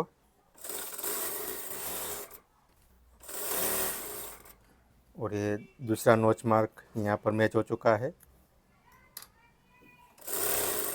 इस तरह कली को जॉइंट करते हुए सभी नोच मार्क को मिलाना चाहिए।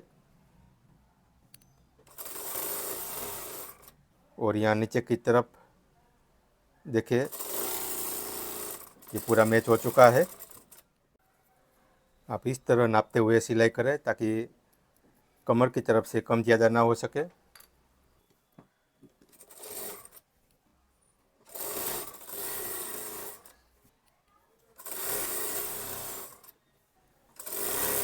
कटिंग करते वक्त ये पार्ट क्रॉस में कटा हुआ रहता है, इसलिए ये बायस हो जाता है। इसलिए यहाँ पर हमने जो नोच मार्क किया है वो मैच करना ज़रूरी रहता है और कहीं पर भी कपड़े को इस तरह से खींचना नहीं है।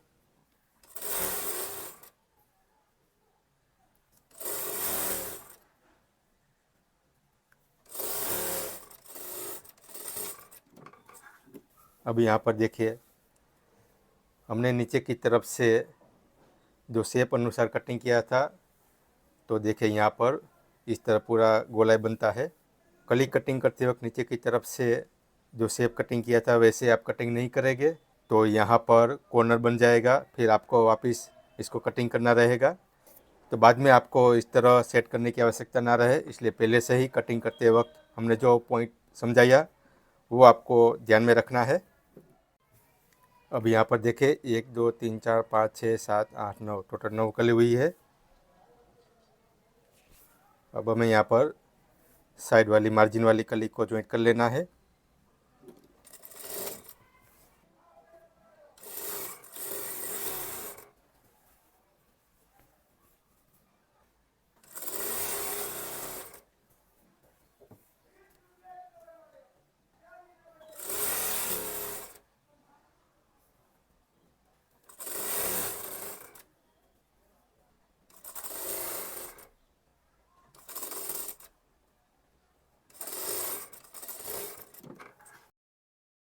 अब यहाँ पर नापे हमें फ्रंट पार्ट में 15 इंच चाहिए, तो देखिए यहाँ पर यह 15 इंच मैच हो चुका है। इस तरह यहाँ पर पूरा मैच होना चाहिए। कली कटिंग करते वक्त जिसे हम ध्यान रखते हैं वैसे सिलाई करते वक्त भी ध्यान रखना है कि कहीं पर भी दबाव कम ज़्यादा नहीं होना चाहिए। आपको इसमें इंटरलॉक करने के बाद आयरन कर लेना है। अगर मेन कपड़े में फिजिंग लगाया रहता तो हमें हर कली में पहले इंटरलॉक करना पड़ता और उसके बाद कली ज्वाइंट करने के बाद इस तरह दोनों पार्ट का मार्जिन स्प्रेड करते हुए आयरन करने की आवश्यकता रहती ताकि बाहर की तरफ अच्छा फिनिशिंग आए। और मार्जिन दोनों तरफ स्प्रेड किया रहता है तो योक के साथ ये पार्ट ज्वाइंट करते वक्त यहाँ पर ज़्यादा थिकनेस नहीं बनेगा इसमें फिजिंग नहीं है, इसलिए इंटरलॉक करने के बाद मार्जिन को वन साइड रखना है और उसके बाद आयरन कर लेना है। अब ठीक इसी तरह दूसरे पार्ट के लिए कली जॉइंट कर लेते हैं। अगर आपको मार्जिन वाली कली बाद में जॉइंट करना हो तो पहले ये रेगुलर कली को जॉइंट कर लीजिए। ये रेगुलर कली जॉइंट करने के बाद लास्ट में दोनों तरफ मार्जिन वाली कली जॉइंट कर लेंगे। कली में हमें सिंगल सिलाई लगानी होती है, इसलिए आप मशीन की सिलाई है उसको छोटी रखें। अगर ज़्यादा बड़ी सिलाई रखी तो आयरन करते वक्त यहाँ से वो गैप ज़्यादा दिखेगा। तो अच्छा फिनिशिंग के लिए आपको मशीन की सिलाई भी यहाँ पर छोटी रखनी है। और सिलाई करते वक्त ध्यान रखें कि एक ही बार में सिलाई कंप्लीट हो जाए, यानी कि आपको ये कली का मार्जिन सेट करते हुए सिलाई करना है। फिर ऐसा ना हो कि बाद में इसको खोलना पड़े फिर वापस जॉइंट करना पड़े। अगर उस तरह से जॉइंट करेंगे तो कलियों का फिनिशिंग ख़राब हो जाएगा और आपकी मेहनत और ज़्यादा बढ़ जाएगी।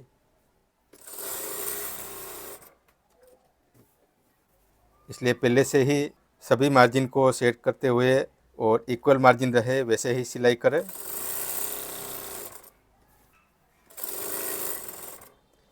देखिए, हम हर जगह नोच मार्क को मैच करते हैं ताकि हमें पहले से ही पता चल सके कि नीचे की तरफ आते आते यहाँ पर कम ज़्यादा नहीं हो पाएगा।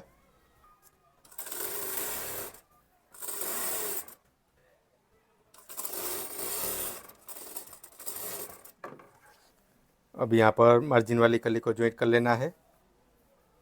देखिए, यहाँ पर हमने 3 कट लगाए थे, वो कट बाहर की तरफ रखना है।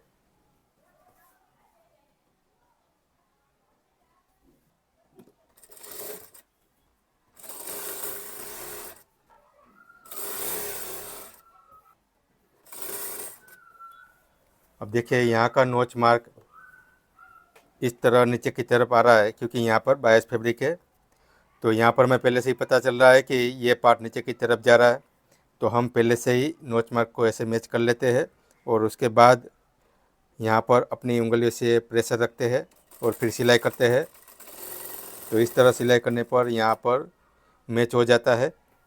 अगर यहाँ पर नोच मार्क नहीं किया रहता तो हमें ये पता ही नहीं चलता और फिर नीचे की तरफ एंड पर आते आते इस तरह कम ज़्यादा हो जाता। लेकिन ध्यान रखें, सिलाई करते वक्त इस तरह कम ज़्यादा हो रहा है तो आप इसको ओपन करके वापस सिलाई करके एडजस्ट करें, लेकिन गलती से भी ज़्यादा पार्ट को कटिंग करने की कोशिश ना करें।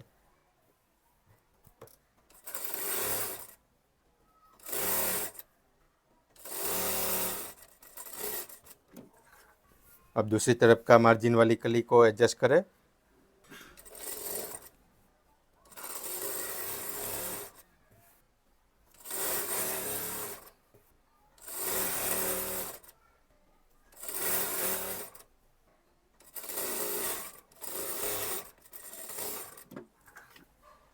अब आपको इसमें इंटरलॉक करने के बाद आयरन करना है, लेकिन हम कली का मार्जिन को वन साइड रख रहे हैं। ये कली है, उस तरफ मार्जिन को रखते हुए यहाँ पर आयरन कर रहे हैं।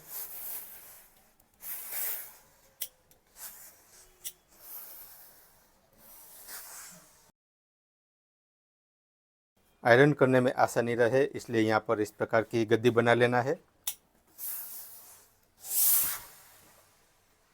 देखिए, इस तरह आपको ऐसा फ्लैट गद्दी बना लेना है ताकि कली में आयरन करने में आसानी रहे। आपको जितनी लंबाई बनानी है बना सकते हैं।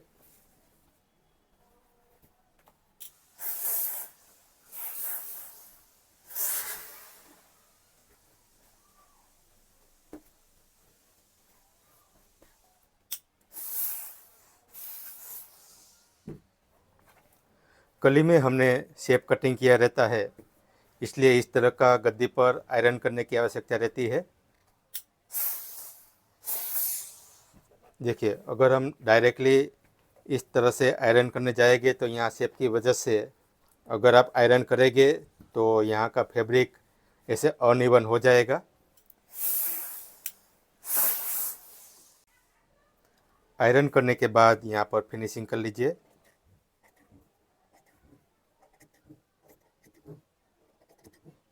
कली जॉइंट करते वक्त यहाँ पर ये कपड़े का धागा ऐसे बाहर निकल आता है, इसलिए इसको ऐसे सफाई करना ज़रूरी है। ठीक उसी तरह नीचे की तरफ से भी फिनिशिंग कर लीजिए।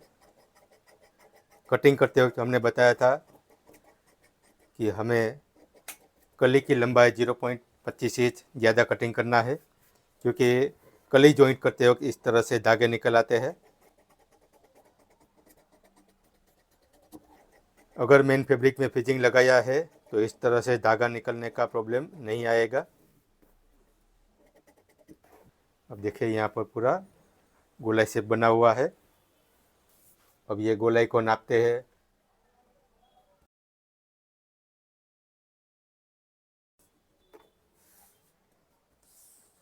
तो देखिए यहाँ पर 39 इंच आया है।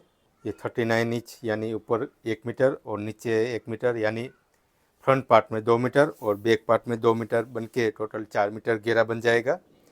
हमने 4 मीटर घेरा बनाने का डिसाइड किया था, तो यहाँ पर उतना ही माप का घेरा बन चुका है। अब ठीक इसी तरह दूसरे पार्ट में आयरन कर लेना है। सभी मार्जिन एक ही तरफ रखना है, क्योंकि कुछ कपड़े ट्रांसपेरेंट होते हैं तो इस तरह से मार्जिन भी साफ साफ दिखाई देता है। इसलिए अगर वन साइड मार्जिन रखा है तो लुक वाइज भी अच्छा दिखेगा।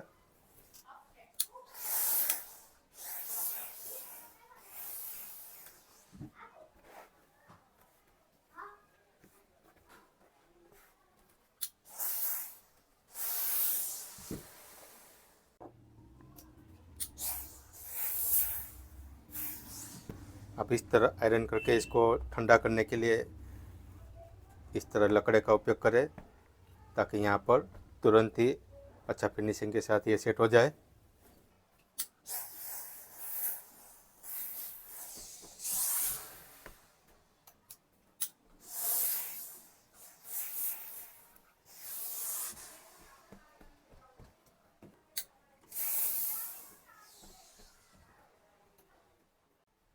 अब यहाँ फिनिशिंग कर लीजिए।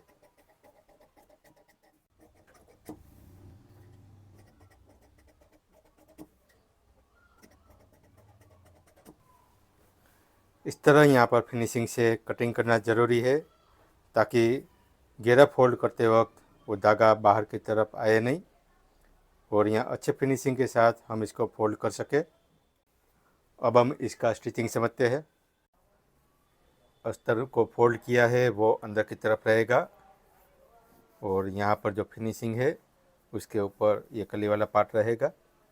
कली में यहाँ पर जॉइंट का मार्जिन होने की वजह से हमने इसको 30 इंच बनाया है, तो इसलिए ये अस्तर को भी हम 30 इंच के अकॉर्डिंग एडजस्ट करते हैं। ये मार्जिन और मार्जिन से यहाँ पर सेंटर चेक करें, इसको 7.5 एडजस्ट करना है।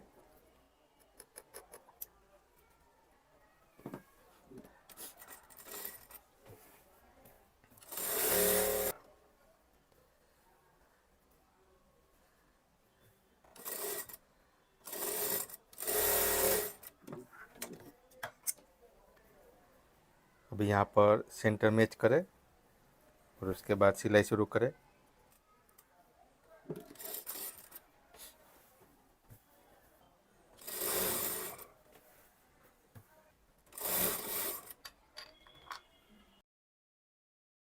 ये कली का सेंटर है।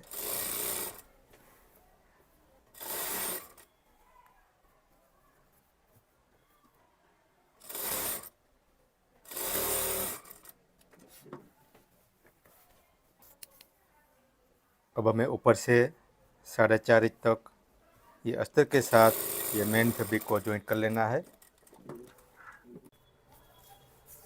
यहाँ दूसरी तरफ भी 4.5 इंच पर मार्किंग करके यहाँ तक जॉइंट कर लेना है।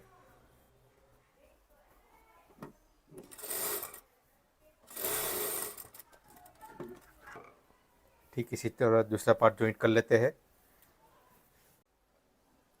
यहाँ पर आधा इंच का मार्जिन है, तो ये अस्तर के साथ मेन फैब्रिक को जॉइंट कर रहे हैं, तब हमें एक पॉइंट ऊपर की तरफ सिलाई करना है।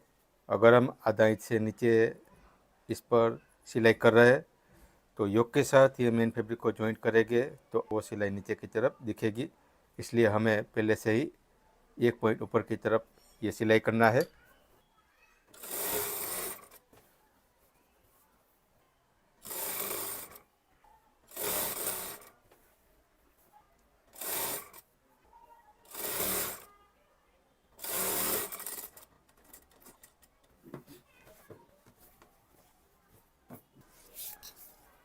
अब यहाँ पर 4.5 इंच पर इसको जॉइंट करें, क्योंकि हमें यहाँ से अस्तर और मेन फैब्रिक का घेरा अलग अलग करना है और हमें यहाँ तक जिप भी लगानी होती है, इसलिए हमें इस तरह जॉइंट करना पड़ता है। अब हम योक पार्ट के साथ इसको जॉइंट कर रहे हैं। यहाँ पर सेंटर मार्क कर लीजिए। देखिए योक पार्ट को हमने 29.5 के हिसाब से अटैच किया है, तो यहाँ पर 30 इंच के अकॉर्डिंग मार्क कर रहे हैं।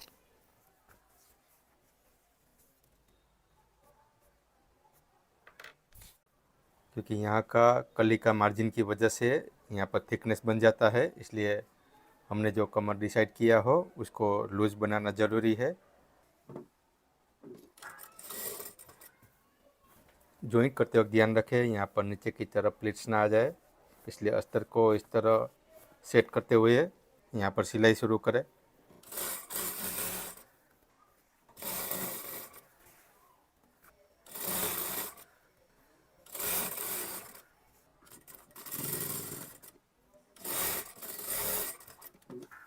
हमने अस्तर में यहाँ पर स्पेशली प्लेट्स लगाई है, जिसके कारण ये पार्ट यहाँ पर लूज रहता है, ताकि पहनते वक्त अंदर की तरफ से खिंचाव ना आए।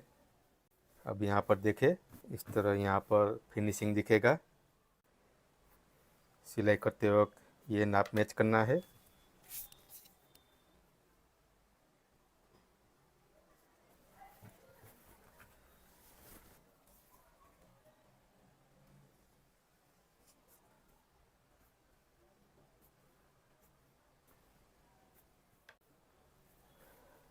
अब बैक पार्ट में ये कली वाला पार्ट को अटैच कर लेते हैं। दोनों पार्ट का सेंटर मैच करें। अब यहाँ मार्क करें, 30 इंच के अनुसार यहाँ मार्क करना है।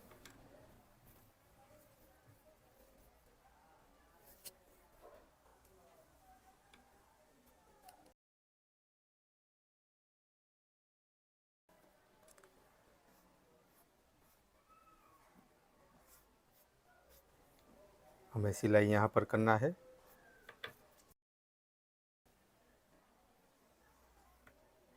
जब भी योक पार्ट में थिकनेस बन रहा हो तब हमें कमर का माप को लूज कर लेना चाहिए, ताकि पहनते वक्त वहाँ से टाइट ना हो सके। अब सेंटर मार्क को मैच करते हुए सिलाई शुरू करते हैं।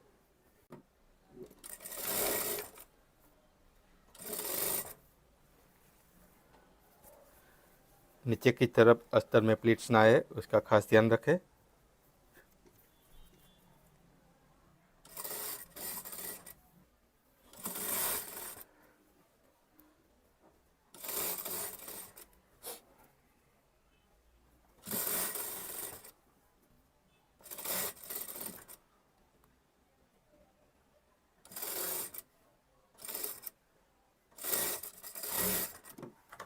योक में आपको डबल सिलाई करना है।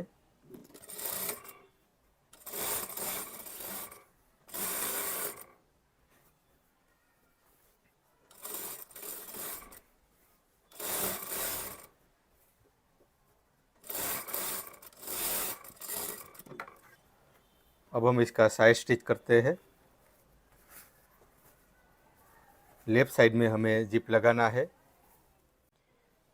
अब यहाँ पर स्लीव का मार्जिन और उससे 1.5 इंच नीचे तक हमें सिलाई कर लेना है, और उसके बाद वेस्ट लेंथ से 4 इंच तक हमें ओपन रखना है। फिर इससे नीचे 1.5 इंच तक हमें सिलाई करना है।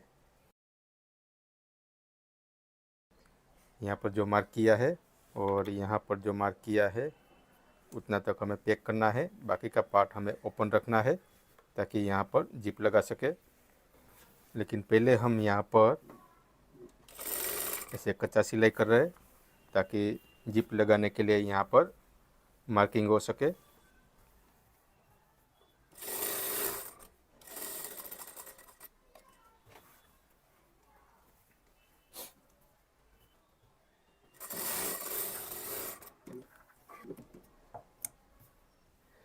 ये सिलाई आपको बड़ी करनी है ताकि अगर आपने जो जिप लगाया वो थोड़ा भी बाहर की तरफ लगा तो ये सिलाई अगर दिख रहा है तो इसको हम वापस ओपन कर सके।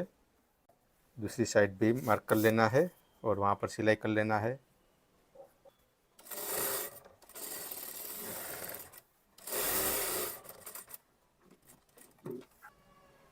अब हम साइड जॉइंट कर रहे हैं।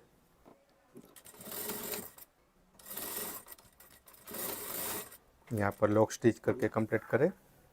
अब इसके बाद यहाँ पर वेस्ट लाइन का जॉइंट मैच करें और उसके बाद यहाँ पर हमने जो मार्क किया है वहाँ पर पहले लॉक स्टिच करें।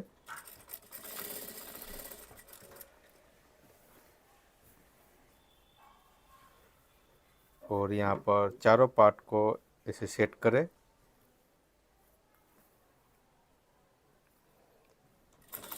और नीचे की तरफ लॉक स्टिच करके कंप्लीट करें।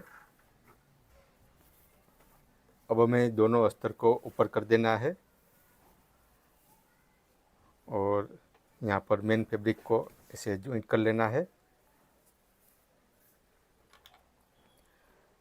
अब यहाँ तक हमने लॉक स्टिच किया है, तो अब हम यहीं से लॉक स्टिच करके हमें सिलाई शुरू करना है।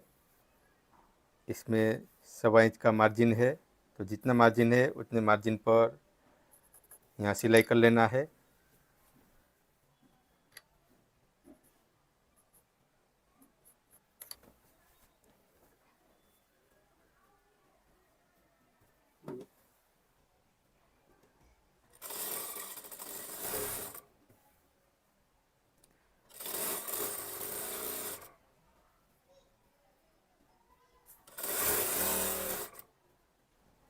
कहीं पर भी कम ज़्यादा नहीं होना चाहिए।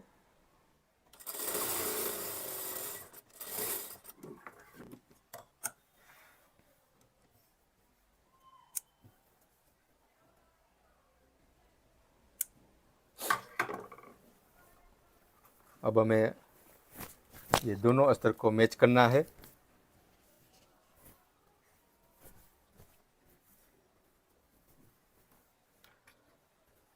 और यहाँ तक हमने सिलाई कंप्लीट किया था, तो वहाँ से 4 इंच छोड़कर यहाँ नीचे की तरफ से ये अस्तर में सिलाई शुरू करना है। यहाँ से लॉक स्टिच करके हम ये सिलाई शुरू करेंगे। इसको देखिए, दूसरा तरीका ये भी होता है कि यहाँ पर सिलाई करते करते ये मेन फैब्रिक का अंदर वाला पार्ट को इस तरह धीरे धीरे बाहर निकालते हुए यहाँ पर सिलाई करना होता है। लेकिन उसमें एक समस्या ये रहती है कि पहनते वक्त अंदर की तरफ खींचा हुआ दिखता है, तो वैसी समस्या ना आए इसलिए हमें यहाँ पर अस्तर में इतना पार्ट ओपन रखना पड़ता है। आप 4 इंच से भी ज़्यादा ओपन रख सकते हैं। अंदर की तरफ जितने भी लेयर बनाए हो वो सभी लेयर को मेन फैब्रिक से अटैच नहीं करना है। इस तरह अस्तर को ओपन करते हुए ही हमें सिलाई करना चाहिए।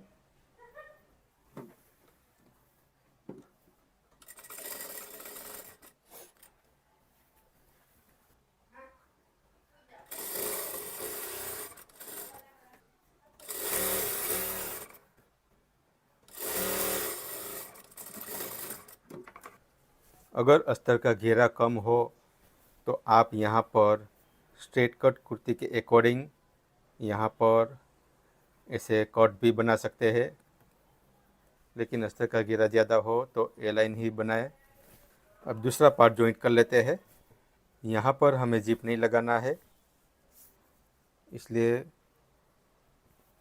इधर की साइड में जहाँ तक हमने जॉइंट किया है, जैसे कि वेस्ट लाइन से 4 इंच नीचे तक ये ओपन रखा है और उसके बाद 1.5 इंच तक चारों पार्ट को जॉइंट किया है, तो ठीक वैसे ही यहाँ पर जॉइंट करना है। ये 4 इंच का मार्क और उसके बाद ये 1.5 इंच का मार्क, यानी हमें ऊपर से सिलाई शुरू करते हुए यहाँ तक सिलाई कंप्लीट करना है और उसके बाद मेन फैब्रिक पे सिलाई करना है और उसके बाद यहाँ से 4 इंच छोड़कर अस्तर में सिलाई शुरू करना है।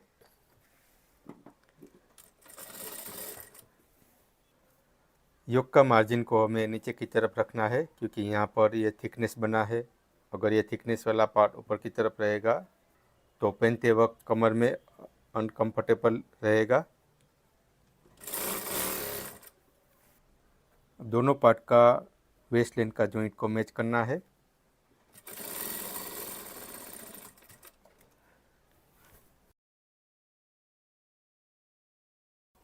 अब चारों पार्ट को मैच करना है और उसके बाद यहाँ पर सिलाई करना है।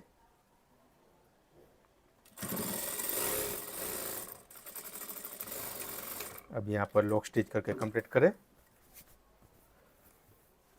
अब हमें मेन फैब्रिक पे सिलाई कर लेना है। दोनों पार्ट के अस्तर को उठा लेना है और ध्यान रखें यहाँ पर सिलाई शुरू करते वक्त यहाँ पर चपटी ना आए।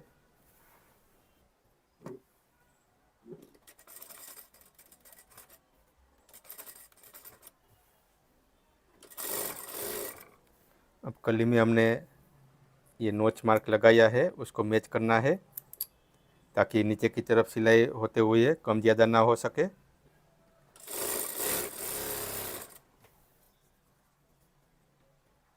यहाँ पर मार्क करते हुए सिलाई करें ताकि फिनिशिंग भी अच्छा रहे। अगर आपका सिलाई अच्छा है तो फिर मार्क करने की आवश्यकता नहीं है, आप अपने अंदाजे से ही अच्छा फिनिशिंग कर पाएंगे।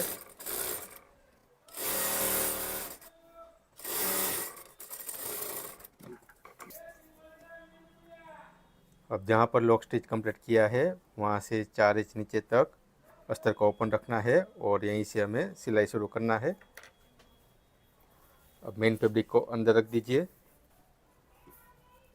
और अस्तर को यहाँ मैच करें।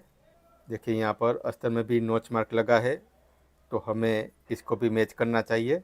अगर हम इसको मैच नहीं करेंगे और इस तरह ऊपर नीचे रख देंगे और यहाँ पर सिलाई शुरू कर देंगे तो यहाँ पर आते आते कम ज़्यादा हो जाएगा। तो इसलिए पहले से ही ध्यान में रखते हुए फिनिशिंग से सिलाई शुरू करें।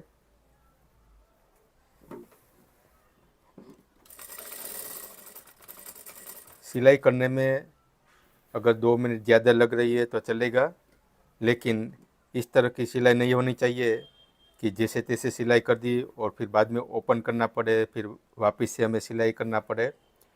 वैसे तो और भी ज़्यादा टाइम लग जाएगा, इसलिए हर पॉइंट का फिनिशिंग को ध्यान में रखते हुए ही सिलाई करें।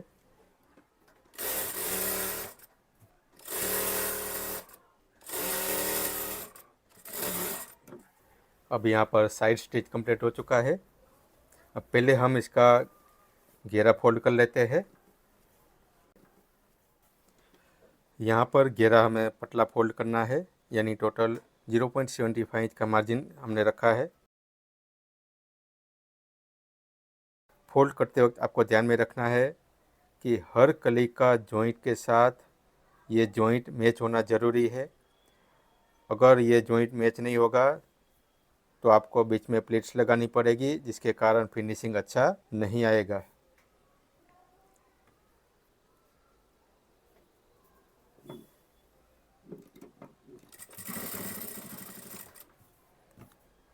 देखिए आपको अपने अंगूठे से कपड़े को ऐसे थोड़ा खींचना है और ऊपर वाले कपड़े को ऐसे हल्के हाथों से फोल्ड करना है। अब देखिए यहाँ पर जो उपसा हुआ पार्ट है वहाँ पर अपनी उंगली सेट करना है। फिर ये उंगली से कपड़े को अंदर की तरफ पुश करना है ताकि यहाँ पर अच्छे फिनिशिंग के साथ ये गोलाई में सिलाई हो सके।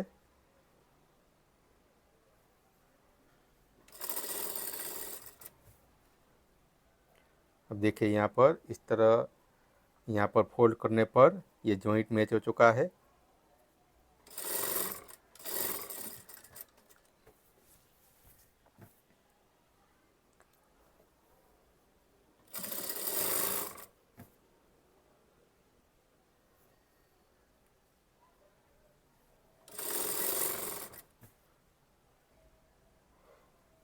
कली का जॉइंट पर पहले से ही ऐसे फोल्ड कर लीजिए ताकि बीच में कैसे एडजस्ट करना है वो आप एडजस्ट कर सके।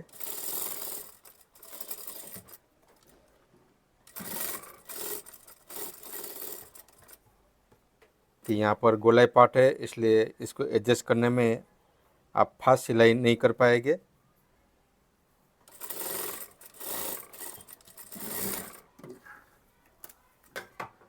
अब देखिए हम यहाँ पर जो दूसरा तरीका है उसको समझा रहे हैं। पहले हमें सिंगल फोल्ड कर लेना है।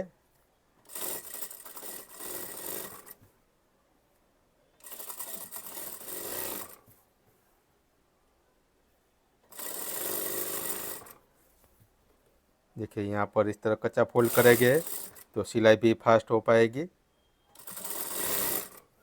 लेकिन इसमें 2 बार सिलाई करना पड़ेगा।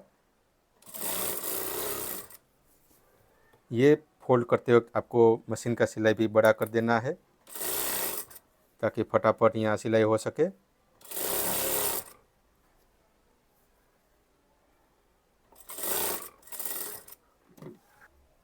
अब देखिए यहाँ पर हम ये दोबारा फोल्ड कर रहे हैं। तो अब हमें यहाँ पर गोलाई को ज़्यादा एडजस्ट करने की आवश्यकता नहीं है। इस तरह दूसरी सिलाई में ये फटाफट एडजस्ट हो जाएगा।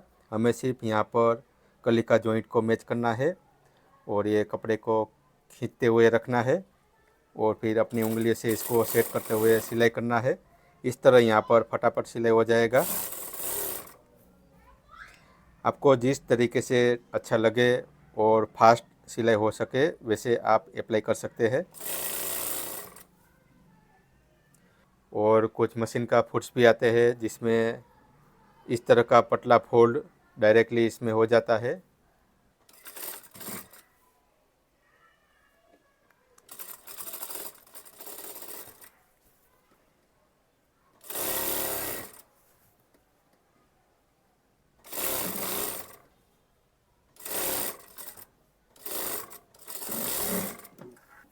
अब यहाँ पर घेरा फिनिशिंग हो चुका है। अब हम इसमें जिप लगा लेते हैं। जिप के लिए हमने स्पेशल कोर्स बनाया हुआ है जिसमें साइड जिप कैसे लगानी है उसके बारे में समझाया हुआ है, इसलिए ये लेक्चर में हम सिर्फ बाजू लगाकर कंप्लीट करते हैं। अब हम पहले स्लीव में स्विंग कर लेते हैं।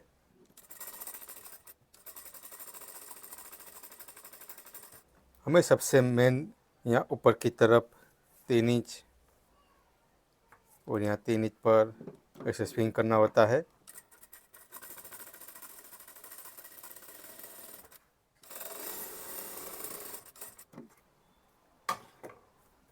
देखिए यहाँ पर इस तरह पफ बनना चाहिए और अगर आप यहाँ पर इस तरह टक्स लगाना चाहते हैं तो भी लगा सकते हैं।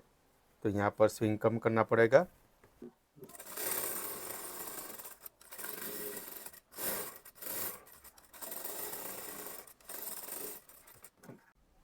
अब स्लीव में साइड सिलाई कर लेना है।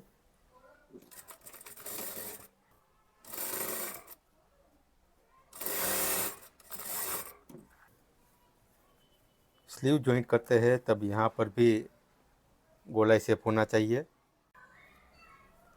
अब यहाँ पर ये पार्ट को इस तरह रख देना है और यहाँ पर जो सेंटर बना है वहाँ पर कट कर देना है और स्लीव का सेंटर इसके साथ मैच करना है। अब ये फ्रंट पार्ट है और स्लीव में ये फ्रंट पार्ट है, दोनों को मैच करना है। अब दोनों पार्ट का मार्जिन को बाहर की साइड रखें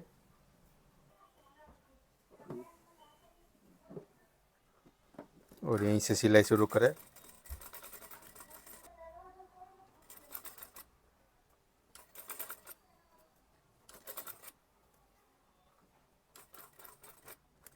अब स्लीव का सेंटर को यहाँ पर मैच कर लीजिए और फिर देखें यहाँ पर स्लीव का जो पार्ट एक्स्ट्रा हो रहा है उसको अंदर की तरफ पुश करते हुए सिलाई करना है।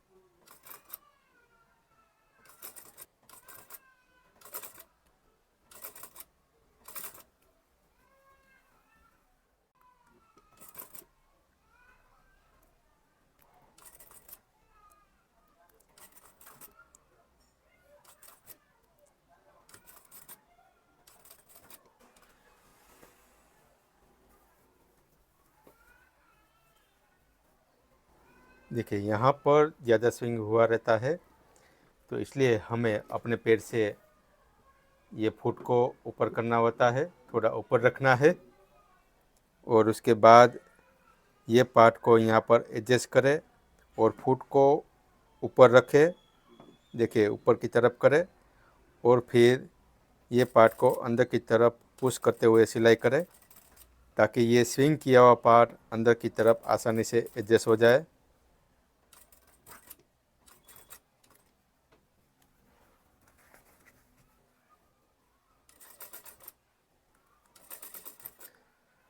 ये स्लीव आप पहले भी लगा सकते हैं, जब हमने योक पार्ट बना लिया था उसी टाइम पे आप थोड़ा सिलाई करके स्लीव को अटैच कर सकते हैं और इस तरह बाद में भी अटैच कर सकते हैं।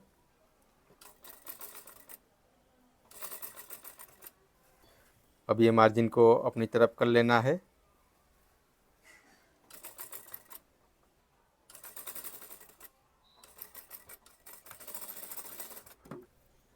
देखिए इस तरह सिलाई करने पर ये मार्जिन पूरा ही अलग रहता है। अब यहाँ सीधी साइड देखें, दोनों पार्ट का जॉइंट मैच होना ज़रूरी है। अब ठीक इसी तरह दूसरे पार्ट में स्लीव अटैच कर लेना है। अब आपको स्लीव में डबल सिलाई कर लेना है और उसके बाद इंटरलॉक करके इसको फिनिशिंग कर लेना है। गोल स्लीव लगाने पर यहाँ पर खिंचाव नहीं आता है और पहनते वक्त यहाँ पर अच्छा शेप दिखता है। अब देखिए हमने जो पार्ट स्विंग किया हुआ था वो एडजस्ट हो चुका है। यहाँ पर कहीं भी स्लीव में प्लेट्स नहीं बनी है। अब ये पार्ट पर हमें अस्तर की पट्टी लगाकर फिनिशिंग कर लेना है।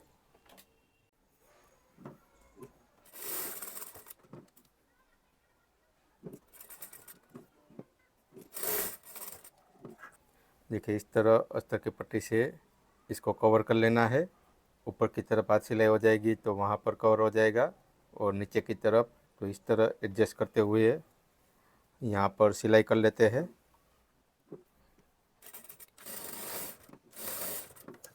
अब हम यहाँ पर हाथ सिलाई और हुकाई करके कंप्लीट कर लेते हैं और उसके बाद आयरनिंग कर लेते हैं। तो देखिए यहाँ पर हमने फिनिश कर लिया है। यहाँ पर आपको इस तरह की रेडीमेड आई लगानी है।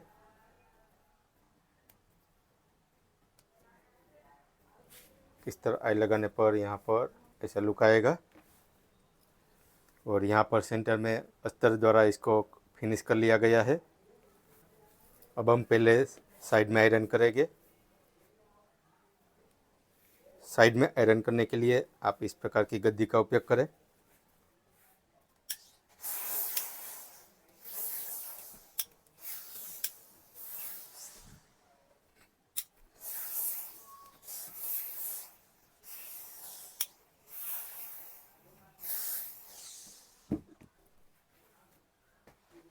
अगर हम बिना गद्दी का इस तरह से आयरन करेंगे तो ऊपर की तरफ तो फिनिश अच्छा हो जाएगा, लेकिन यहाँ पर नीचे के कपड़े में क्रॉस आ जाएगा। तो इस तरह का प्रॉब्लम ना हो इसलिए आप इस प्रकार की गद्दी का उपयोग करें।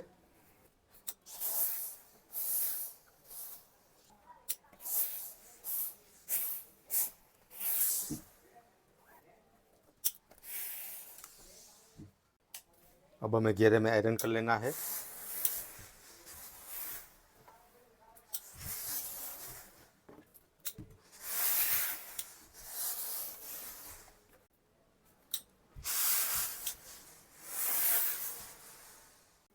अब आर्मल में आयरन करने के लिए इस प्रकार की गद्दी का उपयोग करें।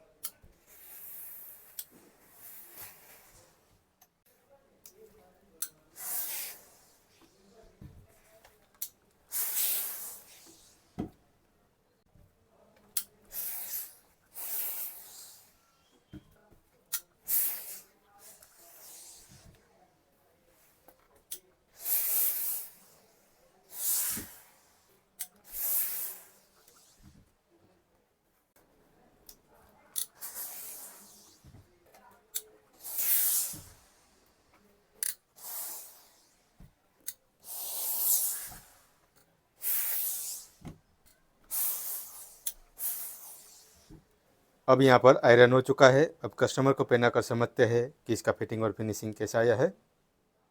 तो अब देखिए यहाँ पर अनारकली का फाइनल लुक हो चुका है। देखिए यहाँ पर इस तरह इसका फ्लेयर आया हुआ है।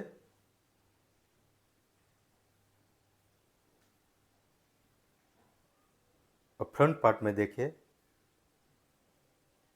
यहाँ पर मैनुअल कप्स लगाया है, जिसके कारण आर्मोल में यहाँ पर क्रीज कभी भी नहीं आएगी।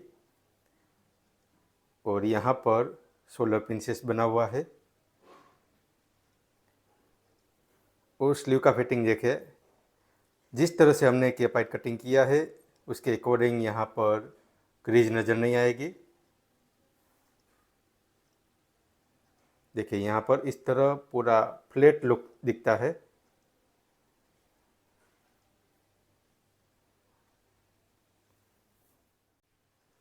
अब बैक साइड देखते हैं तो देखिए यहाँ पर इतना ब्रॉड कीहोल नेक बनाया हुआ है, लेकिन नेक में जोल नहीं आएगा क्योंकि यहाँ पर हमने पेपर में टक्स लगाकर इसको पैक किया हुआ था। और ये पार्ट पर हमने बैक एक्रॉस मेजरमेंट मेंटेन किया था, जिसके कारण यहाँ पर खिंचाव नहीं आएगा।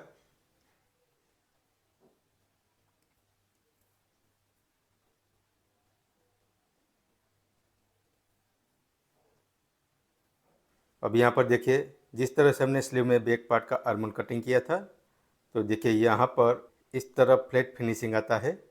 और देखिए ये एरिया में ये ओपन होता है, इसलिए हमने बैक पार्ट में जिस तरह से समझाया था कि यहाँ का आर्मोल हमें और अंदर की तरफ कटिंग करना पड़ता है। तो देखिए यहाँ पर हाथ का मूवमेंट आगे की तरफ करेंगे तो यहाँ पर फ्लैट हो जाएगा, लेकिन जैसे हाथ नीचे रखेंगे तो यहाँ पर ये थोड़ा सा क्रीज दिखेगा। ये क्रीज मूवमेंट के लिए है।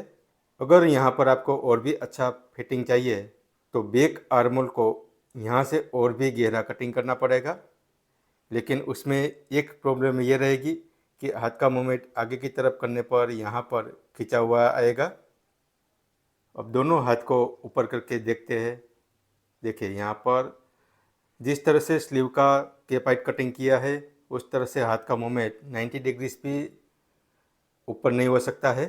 देखिए यहाँ पर इस तरह ये इतना 45 डिग्री ही ये ऊपर की तरफ हो सकता है। अगर उससे ज़्यादा हाथ का मूवमेंट ऊपर की तरफ रहेगा तो यहाँ पर इस तरह खिंचा हुआ आएगा। ये समस्या स्लीव की केपाइट के कारण होती है। स्लीव की केपाइट जितना ज़्यादा बनाएंगे उतना आर्मोल में फिटिंग फिनिशिंग अच्छा आएगा, लेकिन आपको हाथ का मूवमेंट ऊपर की तरफ ज़्यादा चाहिए तो स्लीव का केपाइट हमें कम बनाना पड़ेगा। और यहाँ पर कलियों का फिनिशिंग देखिए, हर जगह आपको एक ही नाप का कली का ये चौड़ाई दिखेगा। और जिस तरह से हमने वेस्ट लेंथ और कट लेंथ तक फिटिंग बनाया है तो देखिए यहाँ पर पूरा फ्लैट फिनिशिंग आता है। अगर वेस्ट राउंड से ही डायरेक्ट फ्लेयर तक सीधा कली कटिंग किया रहता, यानी कि बिना शेप वाला कली कटिंग किया रहता, तो सिर्फ कमर पर फिटिंग दिखता, यहाँ पर भी ज़्यादा लूजिंग नज़र आता। अब यहाँ पर शोल्डर जॉइंट को देखें, जिस तरह से हमने बैक पार्ट में नेक की तरफ आधा इंच बढ़ाया और आर्मोल की तरफ 0.75 बढ़ाया, तो शोल्डर का जॉइंट यहाँ पर सेंटर में नज़र आता है, यानी कि पीछे की तरफ इसका जॉइंट नहीं दिखेगा, इसलिए ये लुक वाइज भी अच्छा दिखता है। शोल्डर का जॉइंट आपको और भी आगे की तरफ रखना हो रख सकते हैं, आपको जैसा ठीक लगे रख सकते हैं। अगर ज़्यादा कन्फ्यूज़न हो तो आपने जिस तरह से शोल्डर जॉइंट करके बनाया है कस्टमर को एक बार पहना दीजिए, फिर यहाँ पर आपको जैसे चाहिए वैसे मार्क कर लीजिए। ये एक्सपेरिमेंट आपको किसी रफ कपड़े में करना है, फिर उसके बाद आप फाइनल इसका जो जॉइंट है वो कहाँ पर रखना है वो डिसाइड कर सकते हैं। अब कमर का फिटिंग देखिए, यहाँ पर हमने टोटल 2.5 इंच लूजिंग लगाया है। कली में आया हुआ मार्जिन के कारण हमने वेस्ट राउंड में आधा इंच लूजिंग ज़्यादा लगाया था, लेकिन इस तरह यहाँ पर कंफर्टेबल लुक आता है। अगर आपको वेस्ट राउंड में ज़्यादा फिटिंग चाहिए तो ध्यान रखना पड़ेगा कि इस तरह फिटिंग होने पर यहाँ पर टमी का पार्ट ज़्यादा नज़र नहीं आना चाहिए। अगर वेस्ट राउंड को टाइट बनाया और टमी का पार्ट दिख रहा है तो कुर्ती का लुक भी अच्छा नहीं दिखेगा। फ्रंट आर्मोल में देखिए, अगर आपको यहाँ पर और भी गहरा शेप चाहिए तो कटिंग कर सकते हैं। हम आर्मोल में जितना गहरा शेप कटिंग करेंगे उसके अकॉर्डिंग स्लीव का ये केप विड्थ को हमें बढ़ाना पड़ता है, जिसके बारे में हमने स्लीव कटिंग में समझा हुआ है। ठीक इसी तरह बैक पार्ट में देखिए, अगर बैक पार्ट में हम और भी अंदर की तरफ से इसको कटिंग करके बनाएंगे तो यहाँ पर जो क्रीज दिख रही है वो भी नज़र नहीं आएगी और स्लीव जॉइंट होने पर यहाँ पर ये एडजस्ट हो जाएगा। ये क्रीज आने की वजह होती है कि यहाँ पर कपड़े का पूरा सपोर्ट नहीं है। अगर यहाँ पर कपड़े का सपोर्ट रहेगा तो बैक आर्मोल में क्रीज नहीं आएगी। तो इसका मतलब ये होता है कि जब भी आप की ओर नेक बना रहे हो तब जो एरिया से ओपन हो रहा हो तो वहाँ पर आपको आर्मोल को भी अंदर की तरफ कटिंग करना पड़ेगा और इस तरह आप और भी अच्छा फिटिंग और फिनिशिंग बना पाएंगे।